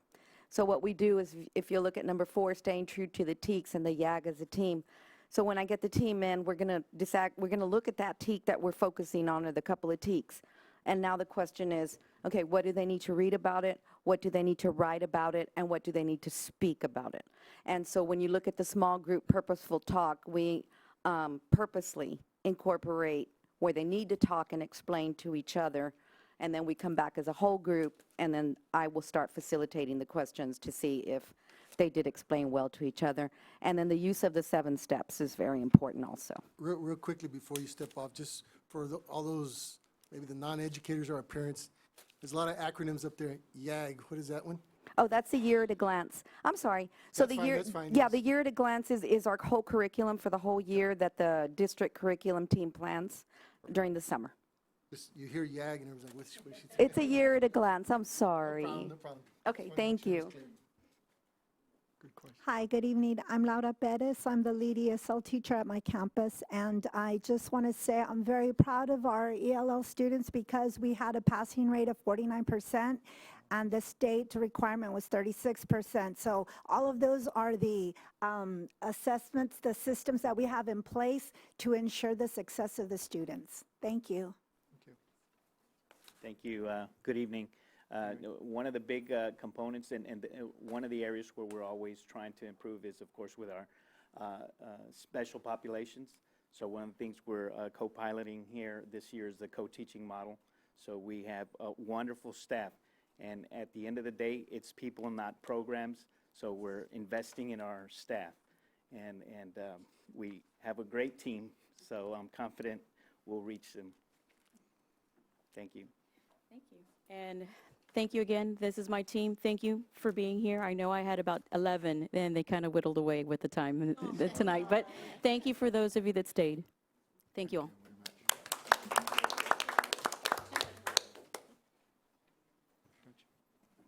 Thank you, Rowe High School. And next, from the Mac High Vertical team in a middle school is Mr. Brian McClinney, representing Morris Middle School.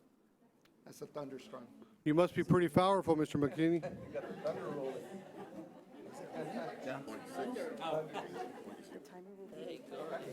Big man upstairs. Garth Brooks sings a song about you.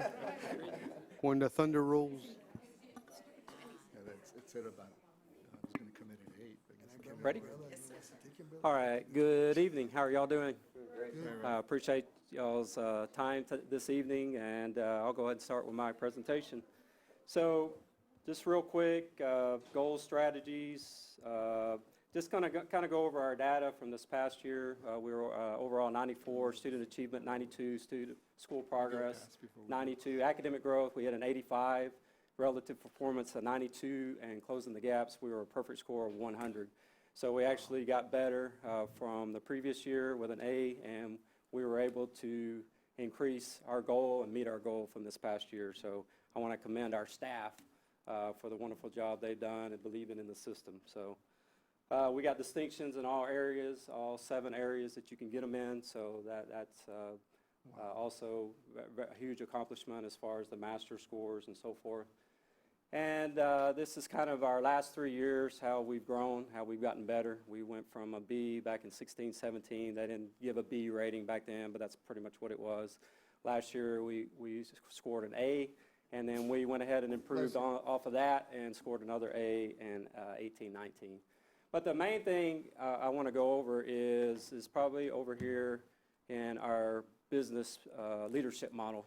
So this is the meat and potatoes of our success from our business perspective, from the instructional core perspective, but everything that we do here is very purposeful. So instructional rounds, that's where teachers learn from other teachers. That has been huge. We've probably been doing that for 6 to 8 years. Peer-to-peer instructional rounds with our newer teachers. They get to go and see excellent teachers on our campus, the gold on our campus, so we take them to be able to see those teachers. Many observations. Student monitoring, we do a great job of that. We have great systems and processes as far as tardy, as far as discipline, as far as homework. Credit recovery, we do credit recovery every 6 weeks, so the kids that aren't performing it where they need to, they get to recover their credit and so forth. Team meetings, goal setting, and then if you look at the instructional core, one of the main things that's really helped us also is at the district perspective, at the beginning of the year, those staff development days are gold for our teachers. They get to meet as a math department with all the other 5 middle schools by grade level, ELA, science, social studies, technology, and so forth. They get to collaborate over a couple days and learn from each other, so that's been huge. Our content team meetings and Showcase Friday. Showcase Friday is another thing that's really taken us to another level. We don't just turn in our lesson plans, they present them on Fridays, and we call it Showcase Friday. So they present what we're doing the next week to their colleagues. We learn from each other. That helps with the vertical alignment, so they get the same academic vocabulary from 6th grade math to geometry, from 6th grade ELA through 8th grade, science and social studies. So this is our core content. They meet on those Fridays. So those conference periods are gold also. So we have team planning, and then we have content planning. So on content planning, Mondays and Wednesdays are meeting with their grade level. And then on Fridays, on our Showcase Friday, we meet as a whole math department. So 6th grade will present what they're teaching the next week. 7th grade will present. 6th grade accelerated will present all the way up to geometry. So they get the same language. Same thing in ELA. Science is very important because you have 6th grade TEKs that are tested in 8th grade. You have 7th grade TEKs that are taught in 7th grade but tested in 8th. So their vertical alignments there. The same thing with social studies. Social studies is more concepts because they have about 100 TEKs, and they're more aligned with concepts and so forth. So because in 6th grade you got world history, 7th grade you got Texas history, and 8th grade they're tested on U.S. history, but the concepts are very similar. So they make sure they're speaking the same language. So that has been huge on our campus. We've probably been doing that about six years, but now people believe in it. That's the key. Because I can tell people something that works 100% of the time, but if you don't believe in it, it won't work. Right. So, They and gotta that's the own it. coaching perspective. You go to coaching school, you learn from the state champions. Well, it worked. And you got to beg, borrow, steal, and make it your own. So we learn from all of our colleagues across the district, so I think that's very important. Another thing, curriculum planning days at the beginning of the year, and then the pullouts throughout the year at the district level, that we've seen a lot of fruit from that. We've already had pullout for all the 4 core up to this point. So they've all been pulled out to be able to collaborate with other colleagues within the district, look at data, and learn from each other. Because this game's about learning from each other and trying to get better. So if I see that somebody is doing a great thing at another campus, I set my pride aside, go over there, what are you doing? How can I learn from you? So that's what it's all about. But the leadership model, we hang our hat on that. We look at every one of those domains within the leadership model, and we try to make sure that our staff believes in it, and our students believe in it, and our community believes in it. And same thing, psychosocial perspective as far as the leadership model. We goal set all the time with our students. We have our student 6-week celebration and so forth, and a sense of belonging. So I think that's another key down there. Extracurricular activities, band, choir, orchestra, drama, athletics, robotics, chess, academic UIL, dance team, everything, max participation. Because kids need to be a part of something bigger than themselves. And that's our society now. We have to collaborate. We have to learn how to compete on a global level. So we really take that to another level, and we got great sponsors that pour their hearts out into these kids, great teachers and so forth. So it makes, and I'm out of time. So any questions? I have a quick question. You mentioned that your credit recovery program, is that credit recovery due to attendance or due to grades? Both, attendance and grades. And how is that implemented? Well, what we do is we meet with all the kids that failed at least one core class. So they actually failed. It's not they're Right. failing and get your grade up. It's Right. Okay. This is a deal after the first 6 weeks we started. We don't do it second semester.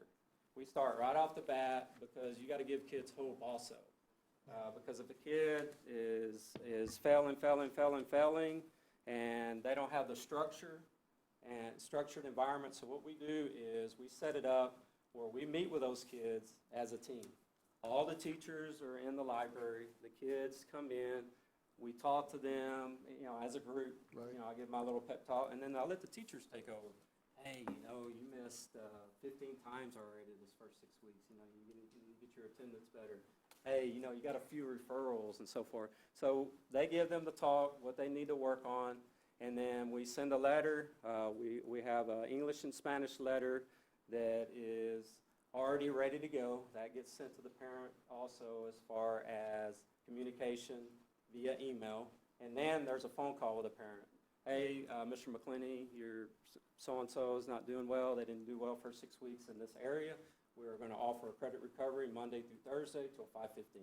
So they go to a holding room. We hold them all together. And if they don't have tutoring, they are in there and they have a quiet environment with a certified teacher plus a para in there that can help them with their homework. Because a lot of times that could be the case where they just didn't have the structured environment to get their homework done. Right. So we set it up where they can go to tutoring. We want them to go to tutoring. We want them to go to tutoring with their teachers, especially if they didn't do very well in a certain subject area. So that's our credit recovery. And at the end of the year, we have very few that are going to summer school because of that.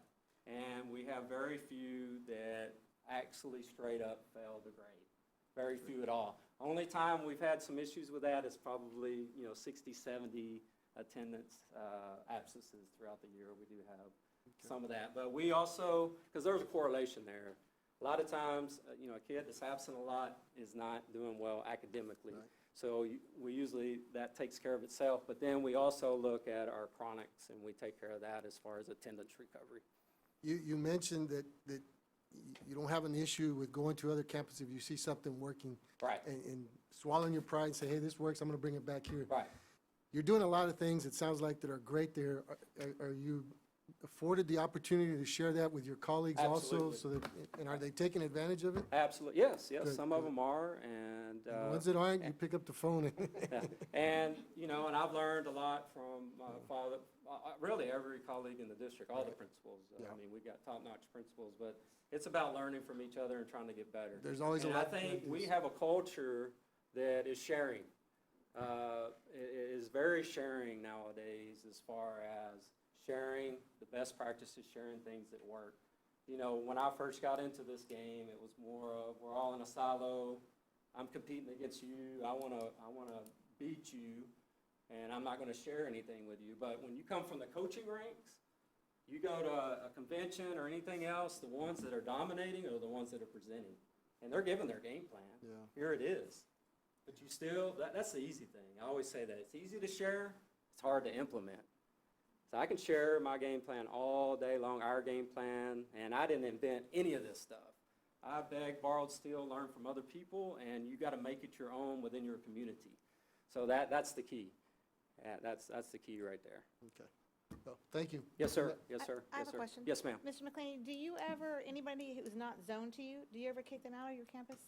If there's anybody not zoned to If they're me, not zoned to you and they're going to your campus, they transfer to your campus, and they're not doing well academically, or they're missing school, they have lots of absences, do you ever kick them back to their I home campus? usually keep almost all of the kids that are there. Now, there's a new law now where you can't do that. Right. Now, if the parents choose to withdraw their kid, that's a different story.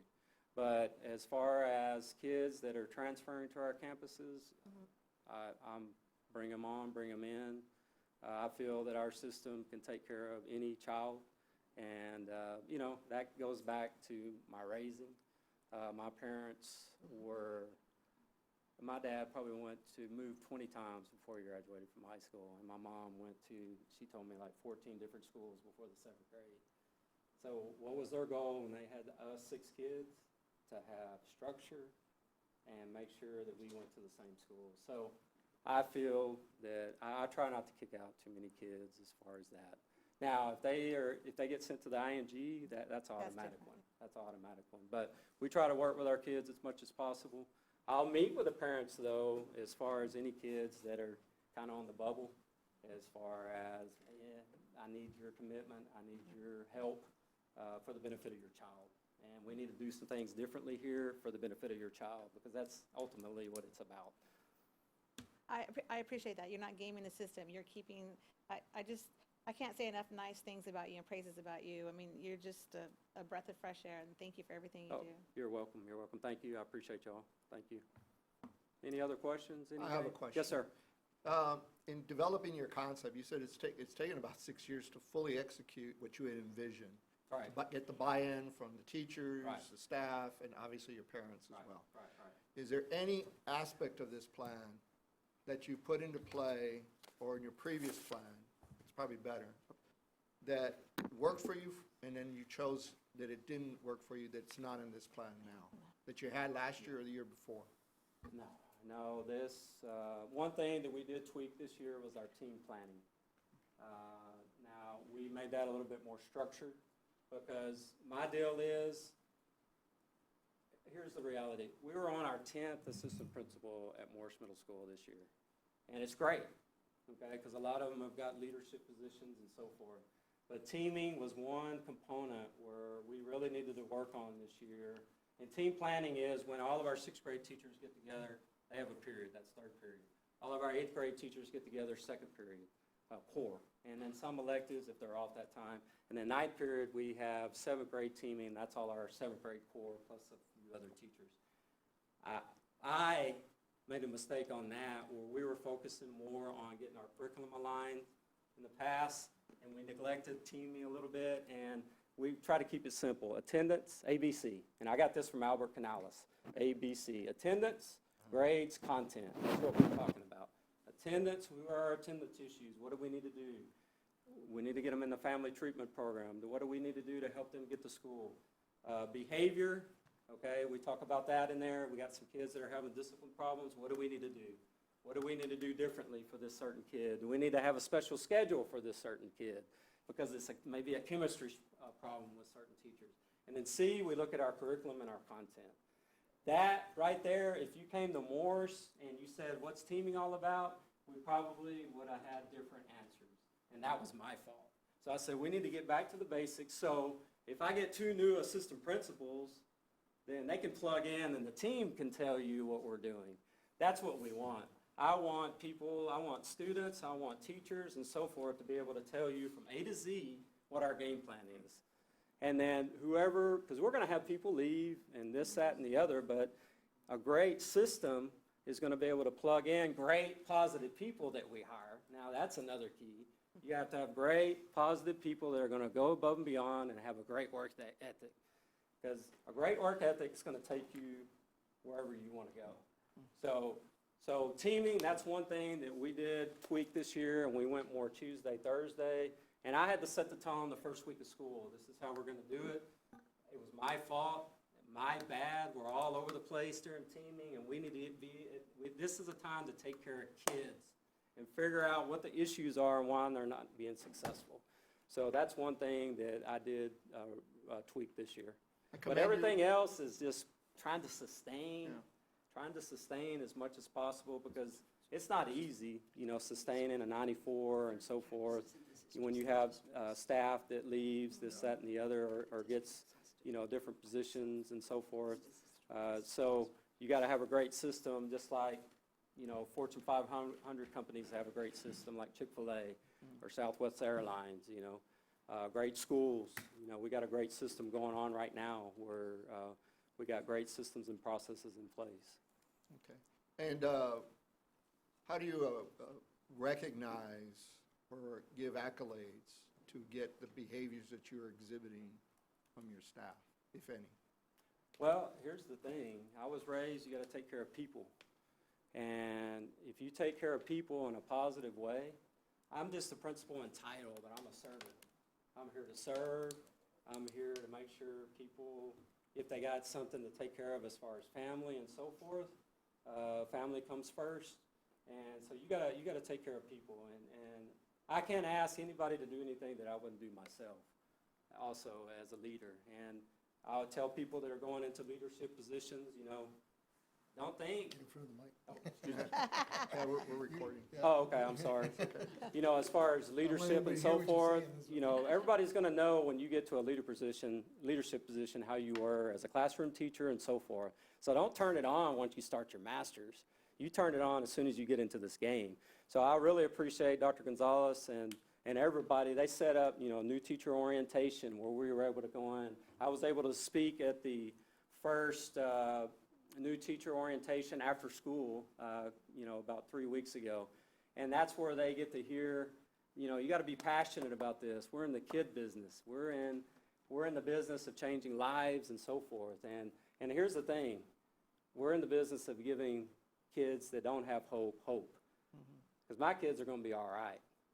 I'm going to get them everything they need, but some kids, you can't choose your parents. And we got great parents and so forth, but even my mom, she couldn't choose her dad, who was not a good person. Yeah. But, man, that's getting recorded too, right? But anyway, I'm passionate. I love what I do. And we could talk all day about this business right here. But it's about positive people, passionate people, and people going above and beyond and doing what's right. I'm nominating you for TED Talks, no matter what. I commend you because these were things we were talking about 6, 7, 8, 9 years ago. Yes, sir. That we needed to do, and I'm sure you were part of those conversations. Yes, where sir. we needed to be. Yes, sir. But a leader to be able to say in front of his colleagues and before a board to say, I made a mistake. Oh, absolutely. And I recognize, and I found a solution, and I executed, and I got a better outcome. Right. That's what we need. Right. And I appreciate Right. you for sharing that. And Thank all you. we've tried to do is just get better at the things that we do, and it's all tweaking at this point. You can't revamp the whole game plan. It's just tweaking. And also bringing back the blocks in 7th grade, 6th grade, and 8th grade math, and now algebra now in 7th grade blocks and 7th grade ELA, tremendous. The data, I saw it. It went up. And because what's the most precious commodity in our business is instructional time and planning time. Planning time. You got to give teachers the time to plan. So. Good. Oh, thank you. Thank you very much. All right, thank you. Thank you, Mr. Is that it? That's it. All right, thank y'all. Thank you. Thank you, Mr. Appreciate y'all. All right, thank you, Mr. McClenny. And our last campus presenting tonight is Sam Houston Elementary, Miss Debbie Thomas and team. Debbie, the timer's going to be there. Okay. We're running 4 minutes and 28 seconds. All right. A protege. Drama teacher. Ready? Good evening. My name is Deborah Loya Thomas, and I am honored to serve as principal at Sam Houston Elementary. Tonight, my leadership team and I will present our performance for the 2018-2019 school year and our goals for 2019-2020. And so we begin.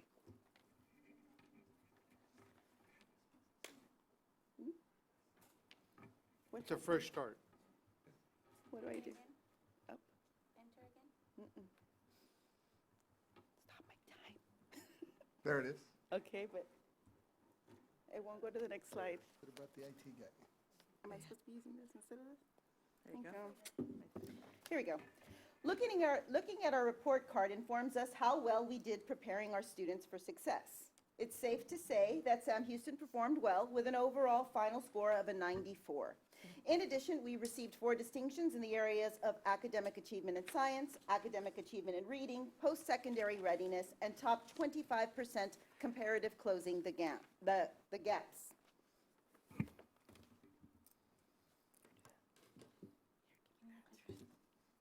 Hello, my name is Ruben Castro, math interventionist. Domain 1 is all about student achievement. As you know, this domain shows us how much students know and are able to do by the end of the school year. Houston earned 91 out of 100 points with a scale score of 62. Our performance objective goal for the 2019-2020 school year is to attain a scale score of 62, resulting in a final grade of 92 for Domain 1. Specifically, we will work towards attaining a 95% at the approaches level, 70% at the meets level, and 35% at the master's level by teaching to mastery, ensuring our first teach is on target with TEKS and district goals and with continued support from our literacy coach and math interventionist. Furthermore, campus administrators will ensure peer-to-peer observations, instructional rounds, and walkthroughs are executed with fidelity.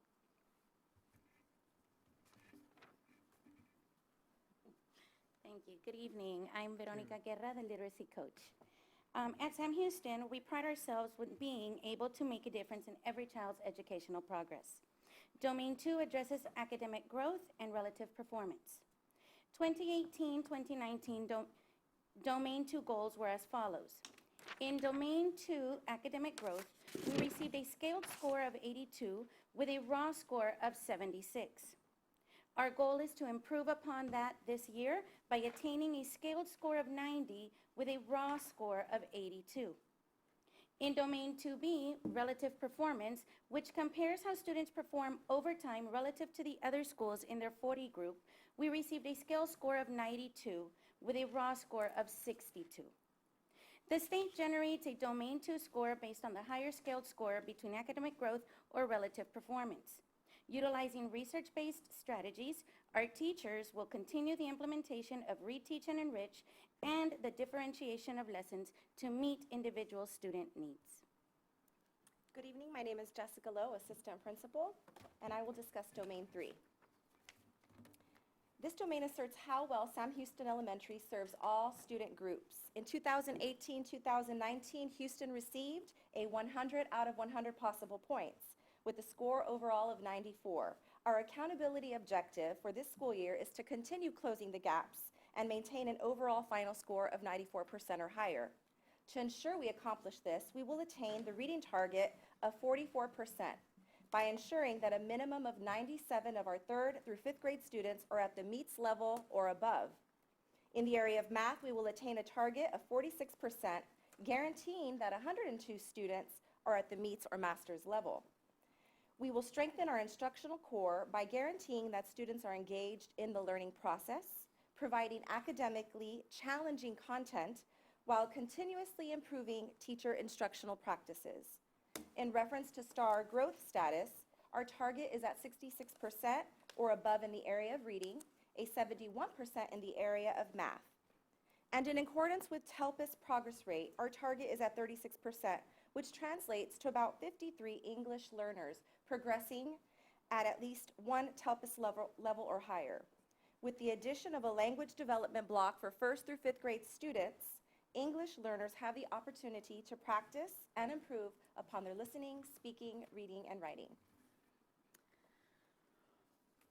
When all is said and done, we realize that it is a collective force that drives Sam Houston Elementary. Utilizing the framework for student learning, our campus will continue to develop engaged thinkers, ethical citizens, and entrepreneurial spirits. Utilizing our leadership model, we will continue to develop the psychosocial perspective, sense of belonging perspective, instructional core perspective, and business perspective. Our continued success is due to the high caliber of certified professionals that serve our students, and those are our teachers. It is because of their dedication and efforts that Sam Houston was named a 2019 National Blue Ribbon School.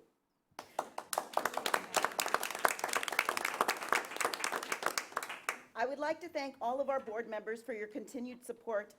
And finally, and most importantly, I would like to thank Dr. Gonzalez and his executive leadership team for setting the standards that have enabled our district to excel at a level like no other.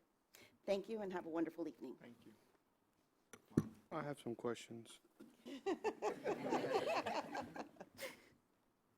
Mr. McLean, it's for them, okay? So I want you getting up on me, man. Don't be talking about your dad, Debbie. You know, you talk about the collective force, and in the presentations, I hear about interventionists, I hear about teachers, I hear about instructional coaches.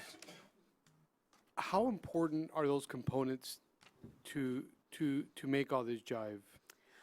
I tried to model my system the way Dr. Gonzalez does. So on my campus, I have an executive leadership team that drives all of our goals forward. And so I place all of these key players on that executive leadership team to help me plan and develop systems that are going to encourage success at no end.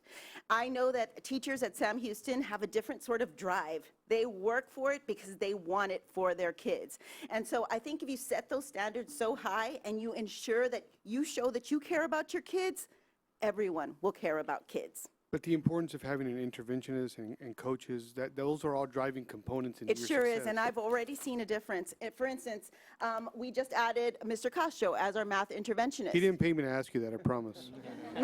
No, well, but I do have to say that last year, he was the highest in the district in the area of math, or one of the highest, with, I believe, a 96% in the area of math for 4th grade. It took a lot of praying to make that decision to say, I'm going to pull you out of 4th grade so you could be the leader of my teachers and the leader of my students. And now I see it. I see him going into classrooms each and every day to support and make an impact on my teachers. And I see the same type of strategies that he was showing in his classroom, in classrooms throughout the school. The same thing with Ms. Guerra. She was one of my teachers in 4th grade as well several years back. And now I see her going to support and model and show teachers exactly how we need to impact the child in that classroom. So yes, these positions are worthwhile. And while it takes a little bit of guts to take them out of the classroom, they are now impacting the lives of many more than when they were at the beginning in one single classroom. Wow. Thank you. Thank you. Quick question real quick. Yes, Are sir. we gonna ask- Go ahead. Thank you. There's been several presentations tonight, and everybody is data-driven, and I understand it. I understand how that works. And everybody's like, if we get this many kids to pass, we'll get this score.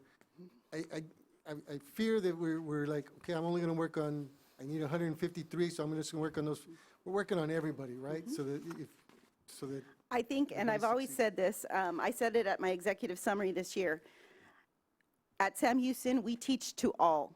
I want to make an impact on every single student.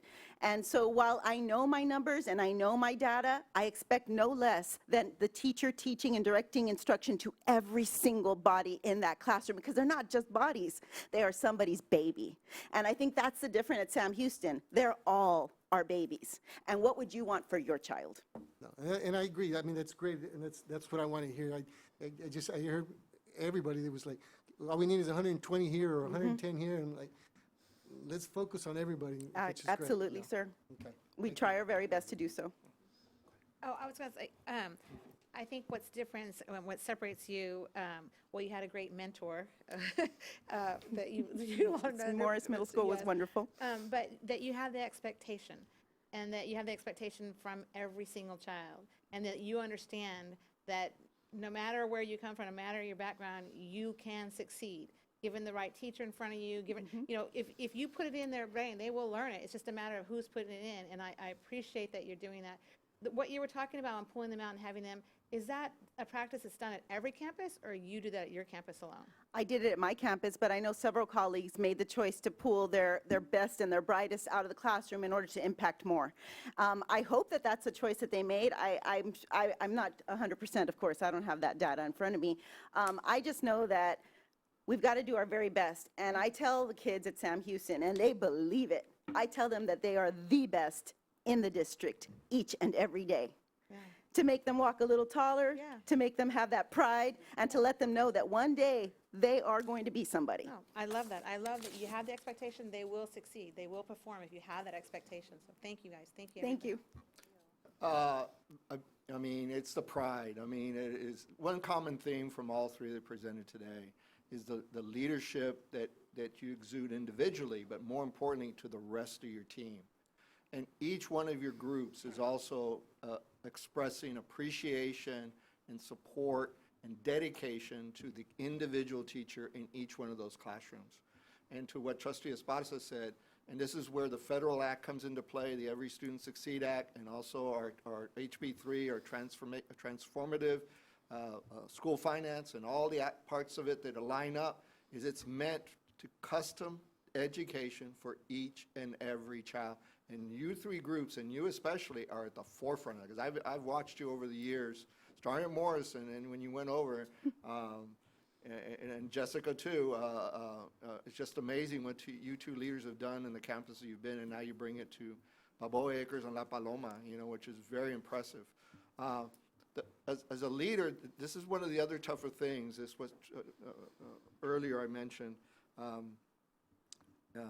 and that is, and I experienced it over my career, 38 years in management for the company I work for, is you don't hold back your brightest because you want to get and achieve the data that we wanted to achieve in our operations. You wanted them to excel and move on. And you sometimes did that in your own campus. And in your case, I commend you for taking that leap of faith, and more important, to have the passion and the forethought to say, I bring these two individuals who could live in a comfort zone where they are for the rest of their career, and for you two to step up as well and say, you know what, I'm going to step up and take this position to help everybody else, because everybody has succeeded and done well there. And it's every time I go there, I go in with a smile, and I come out grinning. Even more so, it hurts, because you see that as you go through the metropolis. You see that when you go to the campuses. The culture there is incredible. Now, I don't believe in cookie-cutter approach, but I do believe in sharing, and it's good to see all three of you, including you, are doing that. And Absolutely. I just wanted to say that. I don't have any questions. I just wanted to say that. I really Thank you, sir. appreciate it. Thank you. We God bless appreciate it. all of you. Thank you all. Thank you. Mr. President, if I may? Yes. I did want to thank all the principals that presented tonight, Ms. Thomas, Mr. McClenny, Ms. Kaufman, Mr. Amaya. Thank you so much. Y'all did a wonderful job. And one thing to Trustee Esparza's point, we were, as an ELT, we were talking about the very same thing on chasing numbers and looking at data. And one of the things we made it a point to let the team know is that we want to chase high quality, high fidelity, high detail, and not chase numbers, and just let the letter grades and the distinction be the byproduct of quality. So we are focused on quality instruction, and we want to stay away from chasing numbers. And there is one point, just with that 2A and 2B, it ensures to protect the students that way, because you can meet that exact number and not pay attention to anyone else, and you'll fail as a campus grade, because the 2A and 2B must grow. So if you're a red, you must grow statistically, or that 30% will go wrong on you. And so it's built in that you don't just hit these numbers for a distinction or what you're going for. Every student must grow, or statistically you'll be off. Thank you very much. Mr. President, I'd like to reorganize the agenda. Let's move up. 16D1 is my motion. This item needs approval. Oh, I'm sorry. Sorry.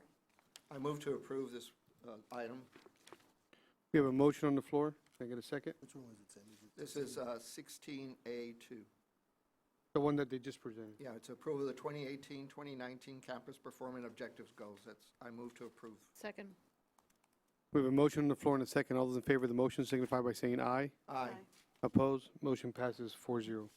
Now, next is we have a motion on the floor to reorganize D1. Do we have a second? 16D1. What is it? It's approval of the comprehensive annual financial report of the year end June 30th, 2019. Do I have a second? Second. Second. All those in favor of the motion signify by saying aye. Aye. Opposed? Motion passes 4-0. Dr. Gonzalez. Yes, sir, Mr. President. The Texas Education Agency and Board Policy CFC requires that an annual audit report be prepared and approved by the board. The comprehensive annual financial report for the year ending June 30th, 2019 shall indicate whether the statements are presented in accordance with generally accepted accounting principles. Mrs. Richards will introduce our independent auditors, and administration is recommending action on this item. Ms. Richards. Thank you, Dr. Gonzalez. This afternoon, Ms. Natalie Gosa uploaded the CAFA report, and y'all should have that now available to you. Presenting the comprehensive annual financial report for the year ending June 30th, 2019 are Mr. Ruben Moreno, partner, and Mrs. Esmeralda Inez, audit manager for our external auditing firm. So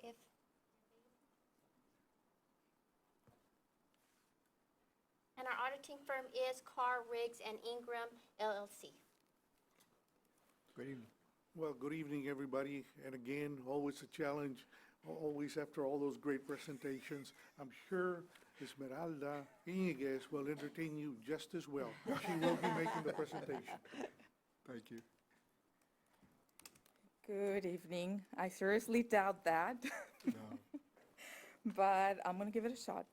Well, first of all, I want to congratulate the business department for obtaining their GFOA certificate. I have firsthand experience of how much care and dedication they put into that report. They spend weekends, morning, daytime, nighttime in working in those reports, and that's what it took to make the CAFR that you have available in front of you. We conducted our audit with the full cooperation of district-wide. Even though we deal a lot with the business department, we do communicate or get information, interview from various departments throughout the district. On our end, it took 10 to 12 auditors and reviewers to go through the entire audit procedures, the audit itself, to gain an understanding of the current year operations and to make sure that we were able to render a clean opinion. So on page 21 through 23 of the report, we're rendering what is known as a clean opinion on the financial statements. They're presented fairly in all material respects in accordance with accounting principles generally accepted in the United States of America. Also on pages 200 through 207, we're also providing our opinion on the district's compliance with internal controls over financial reporting on compliance and other matters based on an audit of financial statements performed in accordance with government auditing standards. And we're also issuing our opinion on the compliance for each major program and on internal control over compliance required by the uniform guidance. So we're happy to report that there were no findings related to the compliance audit, and we're rendering a clean opinion as well. I'd also like to mention that we met with the executive committee and management, and we went over a packet, I think was that distributed, that you have before you. We went over our observations that we gathered during our audit, and we also went over management representations and sensitive estimates that are included in that report.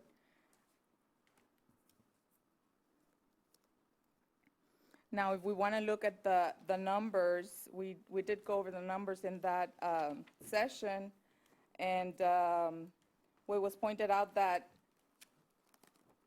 the first part of the report presents the financials in the full accrual basis of accounting. However, the second part of the report is where we have the fund level financial statements, which is what the district uses to operate and carry out their day-to-day operations. On page 101, Exhibit G1 is where we find the comparison of the budget to actual, which is how the district monitors their activity on a monthly basis. Total revenues for the year were $235 million. Total expenditure were $221 million, with total other financing uses of $7.5 million, giving us a net change in fund balance of $6.3 million, which is like the income of the district for the year. This is an improvement of $1.4 million from prior year, and from that amount, it went into the fund balance, which is presented on Exhibit C1 on page 40. A portion of that went to the unassigned fund balance of $54 million. It's only about $300,000. The remaining of those $6 million are allocated into assigned for capital expenditures for equipment and other assigned fund balance among the other fund classifications. So the district ended the year, their general fund, with total assets of $129 million, total liabilities of $26 million, total deferred inflows and outflows of $4.9 million, and giving us a total fund balance of 98 million. So at this point, that concludes my presentation unless you have any questions or would like to discuss any part of the report. Mr. President, I have a question. Sure. You mentioned in your, the internal controls is a concern. How did you go about doing that assessment of the internal controls, if you could share that? We test internal controls over financial reporting and over compliance. Did you say we had a concern on internal control? Yes, specifically, you're talking about access to, Oh, in the required communication packet? Yes. Yes, we provided improvement points. We did not find any material weakness or any significant deficiencies. But we did provide some improvement points for management to consider. How did we determine? We select a sample and we look at the listings that IT has on those axes. We look at users who's listed in the various softwares that are used throughout the district. So we found that the district is limiting access when somebody leaves the campus to their first point of entrance to the system, which is the rapid. identity. Right. Yeah. But if we look at other softwares individually, Yes. they would still show there. Or when they change positions, if they should not have access to a certain software anymore, they were still listed there. Okay. So those are the findings that we had, but observations for management consideration. We didn't really find anything going on or being abused. Right. And that wasn't the purpose of your audit at this point. Right. What was the sample that you took? 200, 500 entry points, or 20 software? I wouldn't have that information, but I Okay. can get back to you. That's all right. Thank you. I don't have any further questions.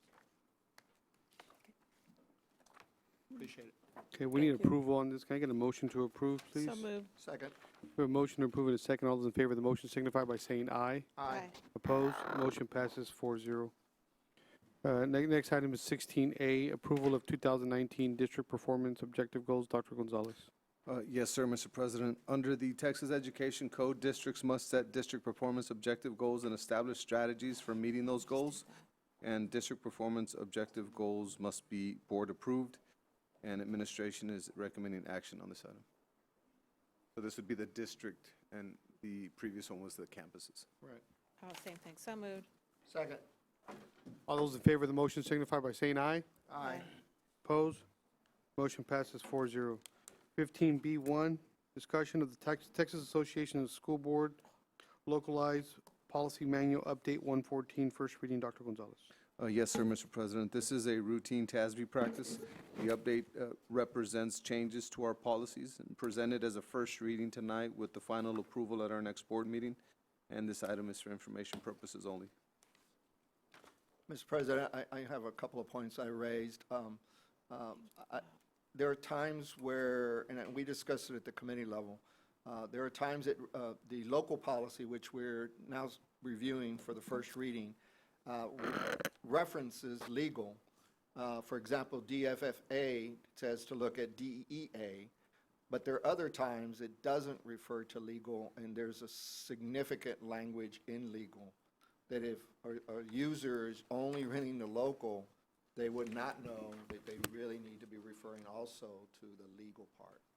So I don't know what you've worked on, Mr. Miller, and I don't want to put you on the spot, but I don't know if you had the conversation or not, and maybe this isn't the place to tell me that, but that was a concern I expressed. If I may address that. I talked to Kathy London at TASB, Policy Services area, and she says as long as you're dealing with the same policy, like I think you said DFBA. That was an example. Yeah, as an example. So if your local is referencing that same legal policy, there's no need to cross-reference it because it already supports or supplements the legal policy itself. I totally agree, and I've had this conversation with Ms. London, and that is this.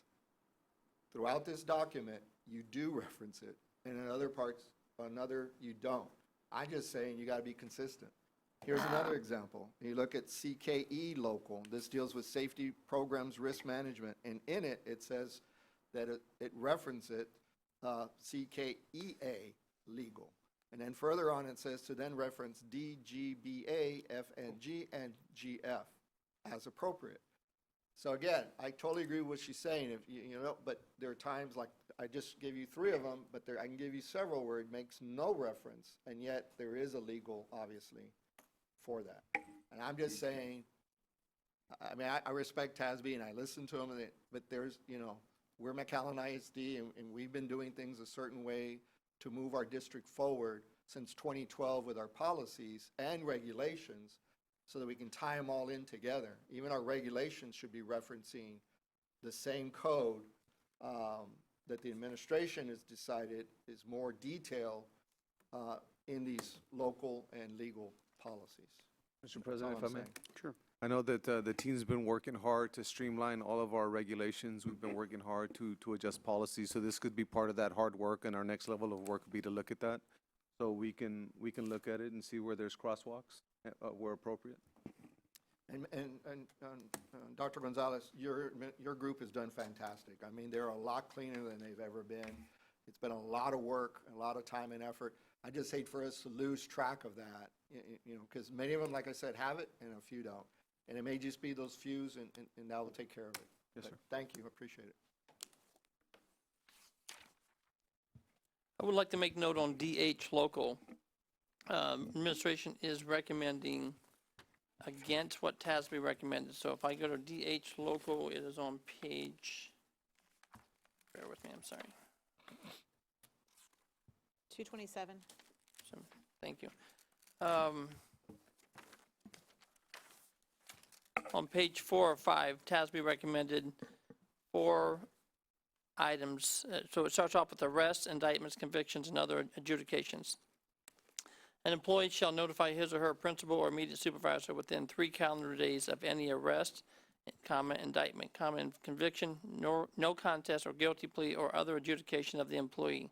And it goes on to list 4 different examples. For example, administration wants to change that to say any arrest. So it would read, an employee shall notify his or her principal or immediate supervisor within 3 calendar days of any arrest, indictment, conviction, no contest or guilty plea or other adjudication of the employee, period. And that would mean by calendar, that could be on a holiday. So they would have to, if it happened during the Christmas holiday, they must notify within 3 calendar days? Notify the supervisor. Okay. That's really the only exception of all these recommendations. Mr. I'd Gray? like to ask if Mr. Miller could meet with me on that revision. Certainly. Anything else on that, Mr. Miller? No, sir. Mr. President, I do have another point that I Sure. raised, and again, it may just be me and my idiosyncrasies on this, but when it talks about board meetings, it mentions that it was the 2nd and 4th Monday. Well, there's 3 months out of the year, for the last several years, we have not had a 2nd and 4th. Now, it says shall, so, you know, and I understand TASB says it can, I mean, that suffices. But I think we ought to be more clear that there's exceptions, which is 3 months, and identify those 3 months that we will only be meeting once. That's my opinion, because otherwise it leaves the community and anybody reading it that every month we're having a meeting on the 2nd and 4th Monday of the month. That's just a thought. I wouldn't oppose it if it doesn't change. I just think we ought to be candid, because in the past, we did have meetings, even though it was a rush sometimes, 2 meetings every month, even during November and December. Would you mind, for clarity, if I just read that sentence? Yes, sir. That's on BE local, under regular meetings, it says, regular meetings of the board shall normally be held on the 2nd and 4th Monday of each month at 5 p.m. And you are correct, there are the months of July, November, and December, there's 1 meeting. In the last several years, yeah. Yes, in talking again with Kathy London, she said I gave her that exact scenario.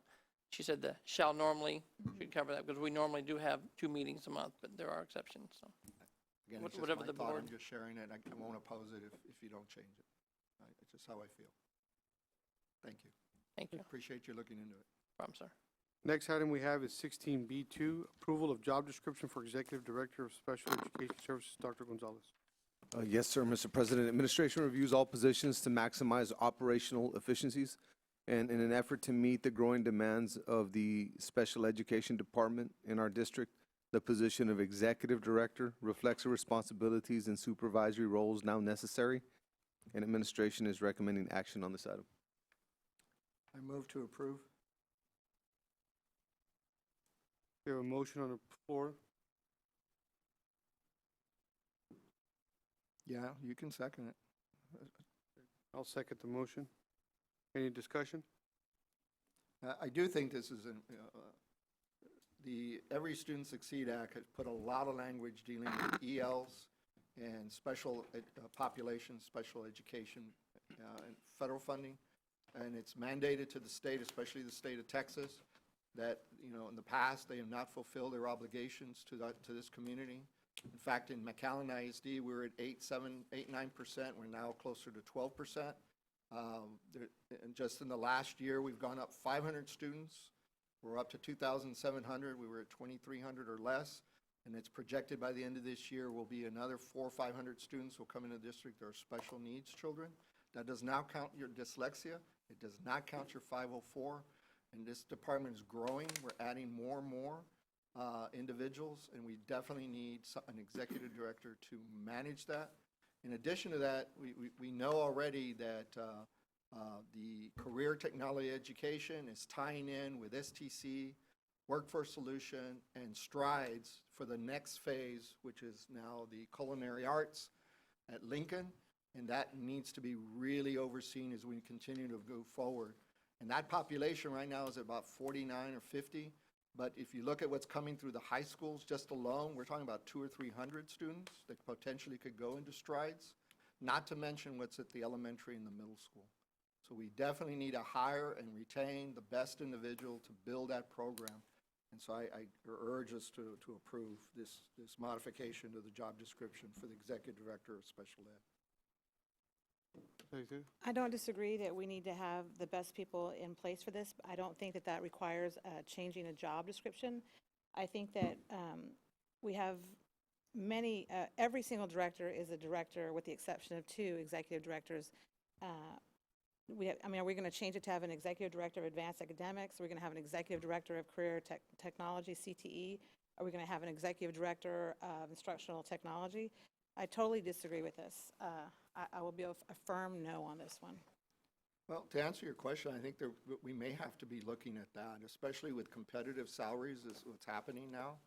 To get an individual and retain them, we're going to have to be paying a higher salary for those individuals because surrounding districts, the district in which the one we have right now is trying to move was for an executive director's position at $130,000 a year. One of the things that the curriculum audit gave us was our job description, our organizational charts. And we keep changing they said that in our curriculum audit. We keep changing job descriptions to fit a person and not the job. And that feels like we're changing a job description to fit a person, not the job. The job description for regular director fits the purpose that's intended for, and just tweaking it to change the title in order to give somebody a little bit more money does not sit well with me. Okay. We talked about increasing student enrollment, but, how does giving this person a new title benefit increasing the enrollment? We're going to need more staff. It sounds like maybe the issue, if that is the situation, I don't think we're going to end up with more students. I think we're just going to reclassify students because our enrollment hasn't grown. So we just may have the same students that are here now labeled differently. And so we would just adjust staff, but it doesn't sound like we need to be, it sounds like what Trustee Ellis said is saying is just to give this person a raise. We ended up doing it now, and I know it says a minimal raise, and it's a minimal raise this year, but if the idea is, well, they're being possibly taken somewhere, then it sounds like they're going to get another raise next year, and it's just, I have an issue with it too. Well, some of the population has been identified that wasn't priorly identified. That has occurred. No, and I agree. We're not getting new students. It's the students that are here that are now being identified, right? No, in part. What's happening, and that's the thing when we look at our numbers, they're not the same pupils. They're not the same members. And so you may see the same number for month after month, but people are coming and going. and there's a net aggregate of it being maybe one or two difference, but they're not the same people month to month. And from what I saw on the board, and when I visited special ed, these are new populations coming into the district. Am I correct, Dr. Ivano? These are new students that came in from last year to this year that we were not in McAllen ISD before, in special ed. That is correct, and it's both, actually. We are identifying, as you mentioned, more students, our current students, and also students are coming in from neighboring districts. So the special education population has grown. The span of responsibility for the director has grown tremendously since I've been here. You know, this is my 4th year in this position, and so I will tell you that our current director is 24/7. It truly is. All our directors work very hard. Everybody works very hard. We can completely understand that, and we take nothing from anyone. However, if we were to log the amount of time, the amount of hours, weekends, after hours, I mean, it is incredible. And because the program is just very, very demanding. Obviously, you know, it's multiple programs. It's not just our special ed, it's our RSD, it's our strides.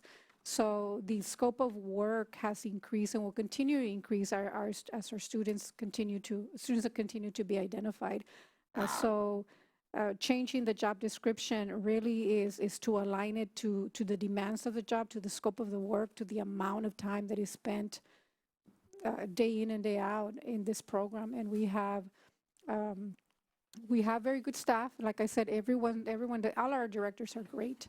And so, but we do have to look at the scope of the work, and that is why we're recommending. It's the scope of the work that this program requires that merits the job change, the job modification. So I know that Mr. Esparza, did you have another question? I know that with the increase of strides and the focus that we've had and the marketing that we've done for that, that's added more students to us.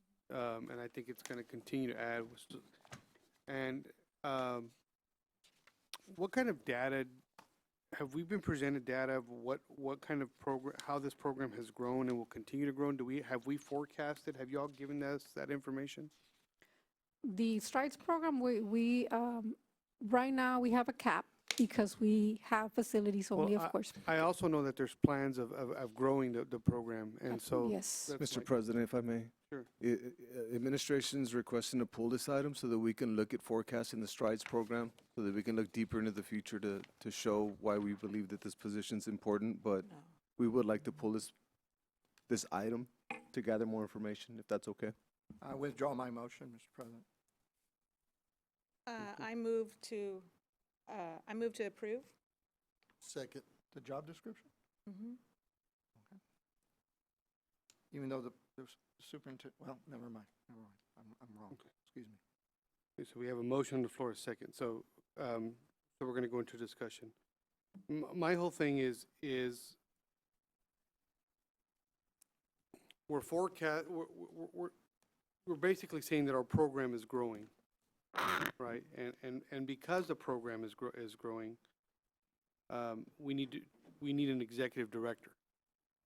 We're growing the program, the enrollment, but we're also growing the services. Stride is an example of the services that we are now providing, in addition to what we provided last year at another level. Inclusion, as you know, inclusion is a big push. We are moving towards more inclusion at all the campuses, but inclusion requires more training, more professional, more resources, more attention. So we're very proud of the campuses that are implementing inclusion with micro-REMAs. So there's a lot of work. Every program, every new initiative that we implement to serve our kids better, requires more support from the special education department. And so, again, because of the demands of the scope of the work, the demands of the new initiatives that we're implementing, we feel very strongly that this position merits an executive director title. So, okay, prior to, how many students does Stride host? We're at 49, 48 or 49. I could be off by one. So let me ask another question. Of the 49, How many are new students? Is that a hard number? I mean, do you have that data?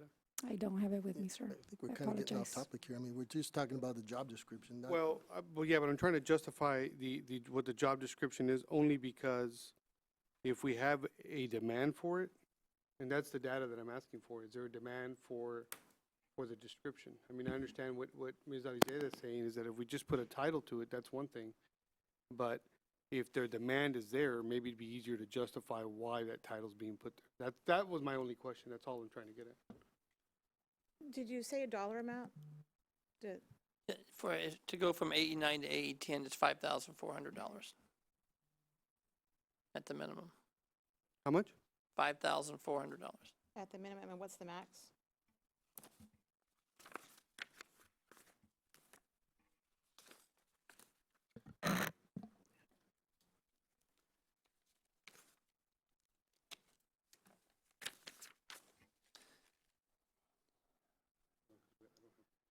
At the max, it would be, Oh, wait, we don't have quorum. We can't even be discussing.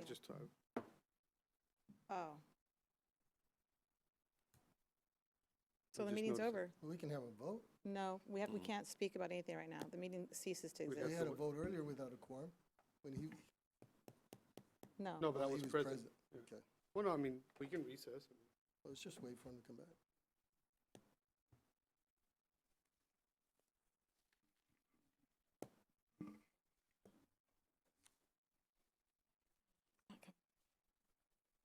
There he is. Thank you. Sorry, when you gotta go, you gotta Oh. That's the only problem, we have four of us here. I had to go, I'm sorry.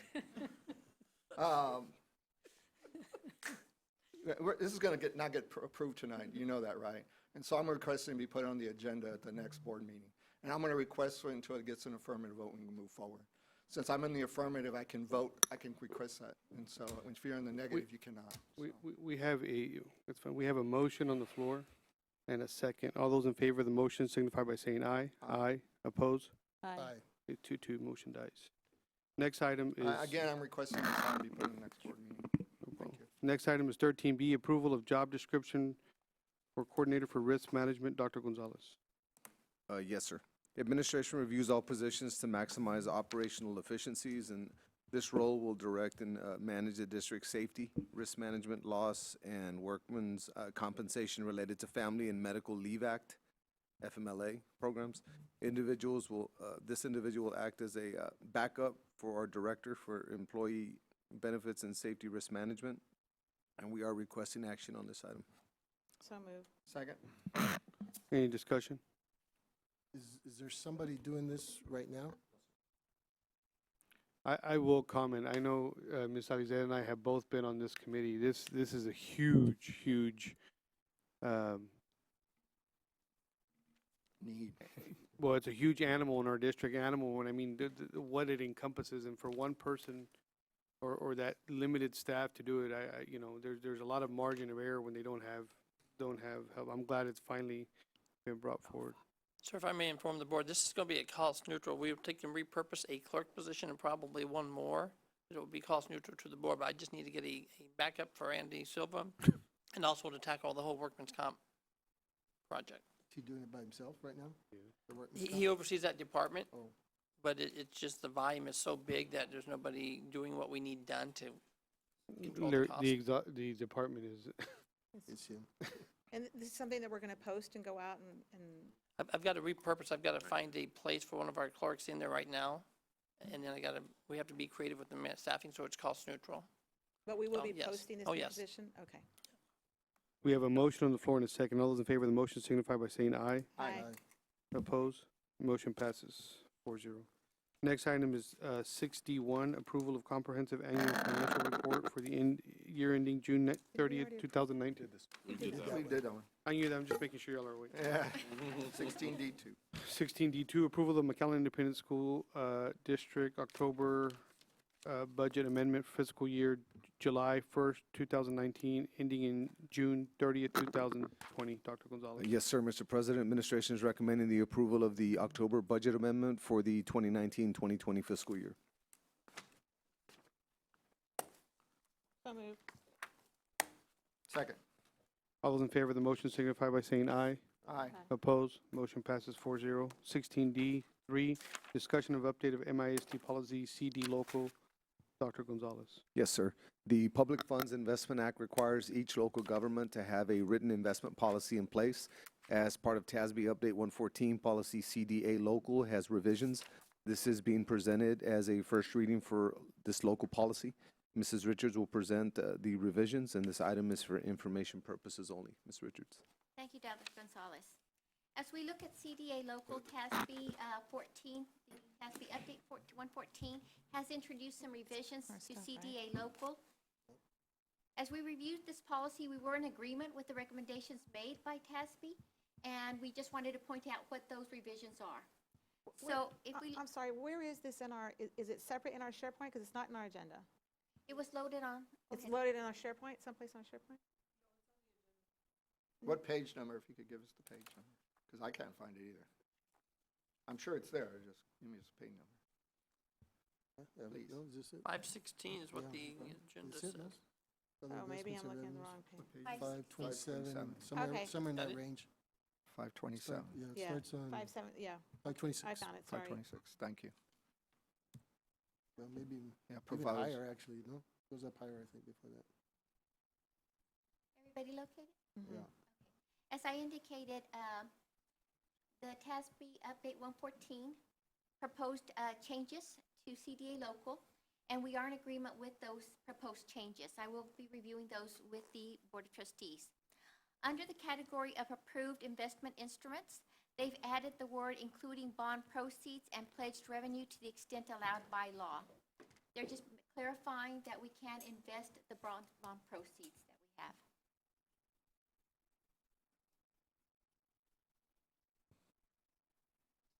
And no actions required, just submitting it It's for us. just the first reading and pointing out the changes. On the following page, you're going to notice under monitoring market prices, there was no change there. It was monthly or, and what was stricken out was monthly or, so there was really no change to that particular item. As we continue on, the change under what previously used to be referred to as agencies funds is now being changed to the word custodial funds. It is still the same category, it's just a terminology change that has been proposed. The rest of the corrections or changes they've made are really cosmetic in nature. If you look at the next one, it's that SPIC in parentheses, they're taking away a parentheses right in there. The next item we have here is they worked with a space that was occurring right there under third-party custodial. Again, another change here with a dash under counterparty.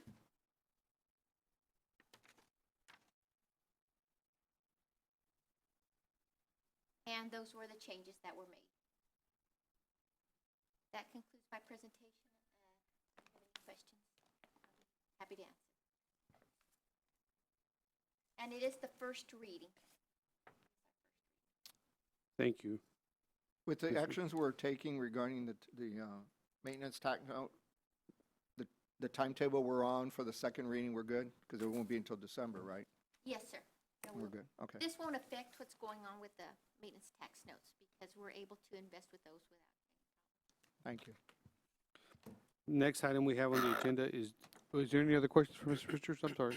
Sorry. Next item on the agenda is 16D4, approval of the 2019 McAllen ISD tax roll. Dr. Gonzalez. Yes, sir, Mr. President. The property tax code requires the tax assessor to enter the amount of tax determined per section 26.09 in the appraisal roll and submit it to the governing body of the district for approval. The appraisal roll with amounts of taxes or tax entered as approved by the governing body constitutes the district's tax roll, and administration is requesting action on this item. So moved. Got a motion on the floor in a second. Any discussion? I have a quick question. Sure. Ms. Richard, during our committee, I don't remember if you answered this question. I asked, how does the tax levy for this 2019 compare to, you were going to look it up, right? Yes, I did, sir. Well, Yes, I did.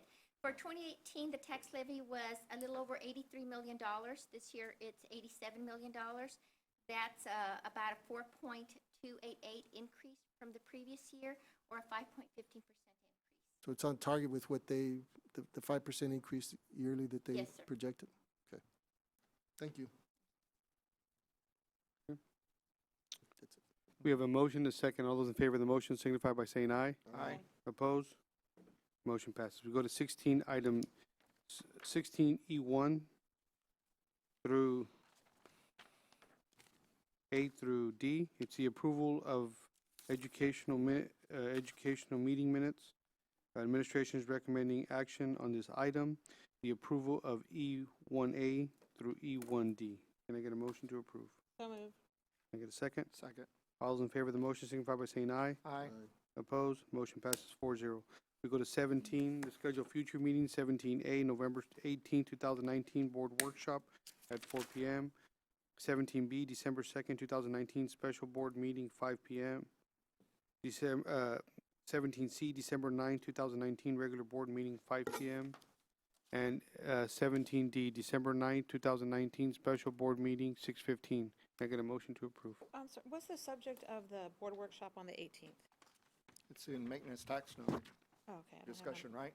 Yes, sir, it will be the maintenance tax note discussion. it. Okay. And the idea there is to do what? We'll be going over the calendar of events, the timeline of events. But we don't We'll have a also be meeting yet, right? discussing the parameters resolution, and we will be going over the bond projects.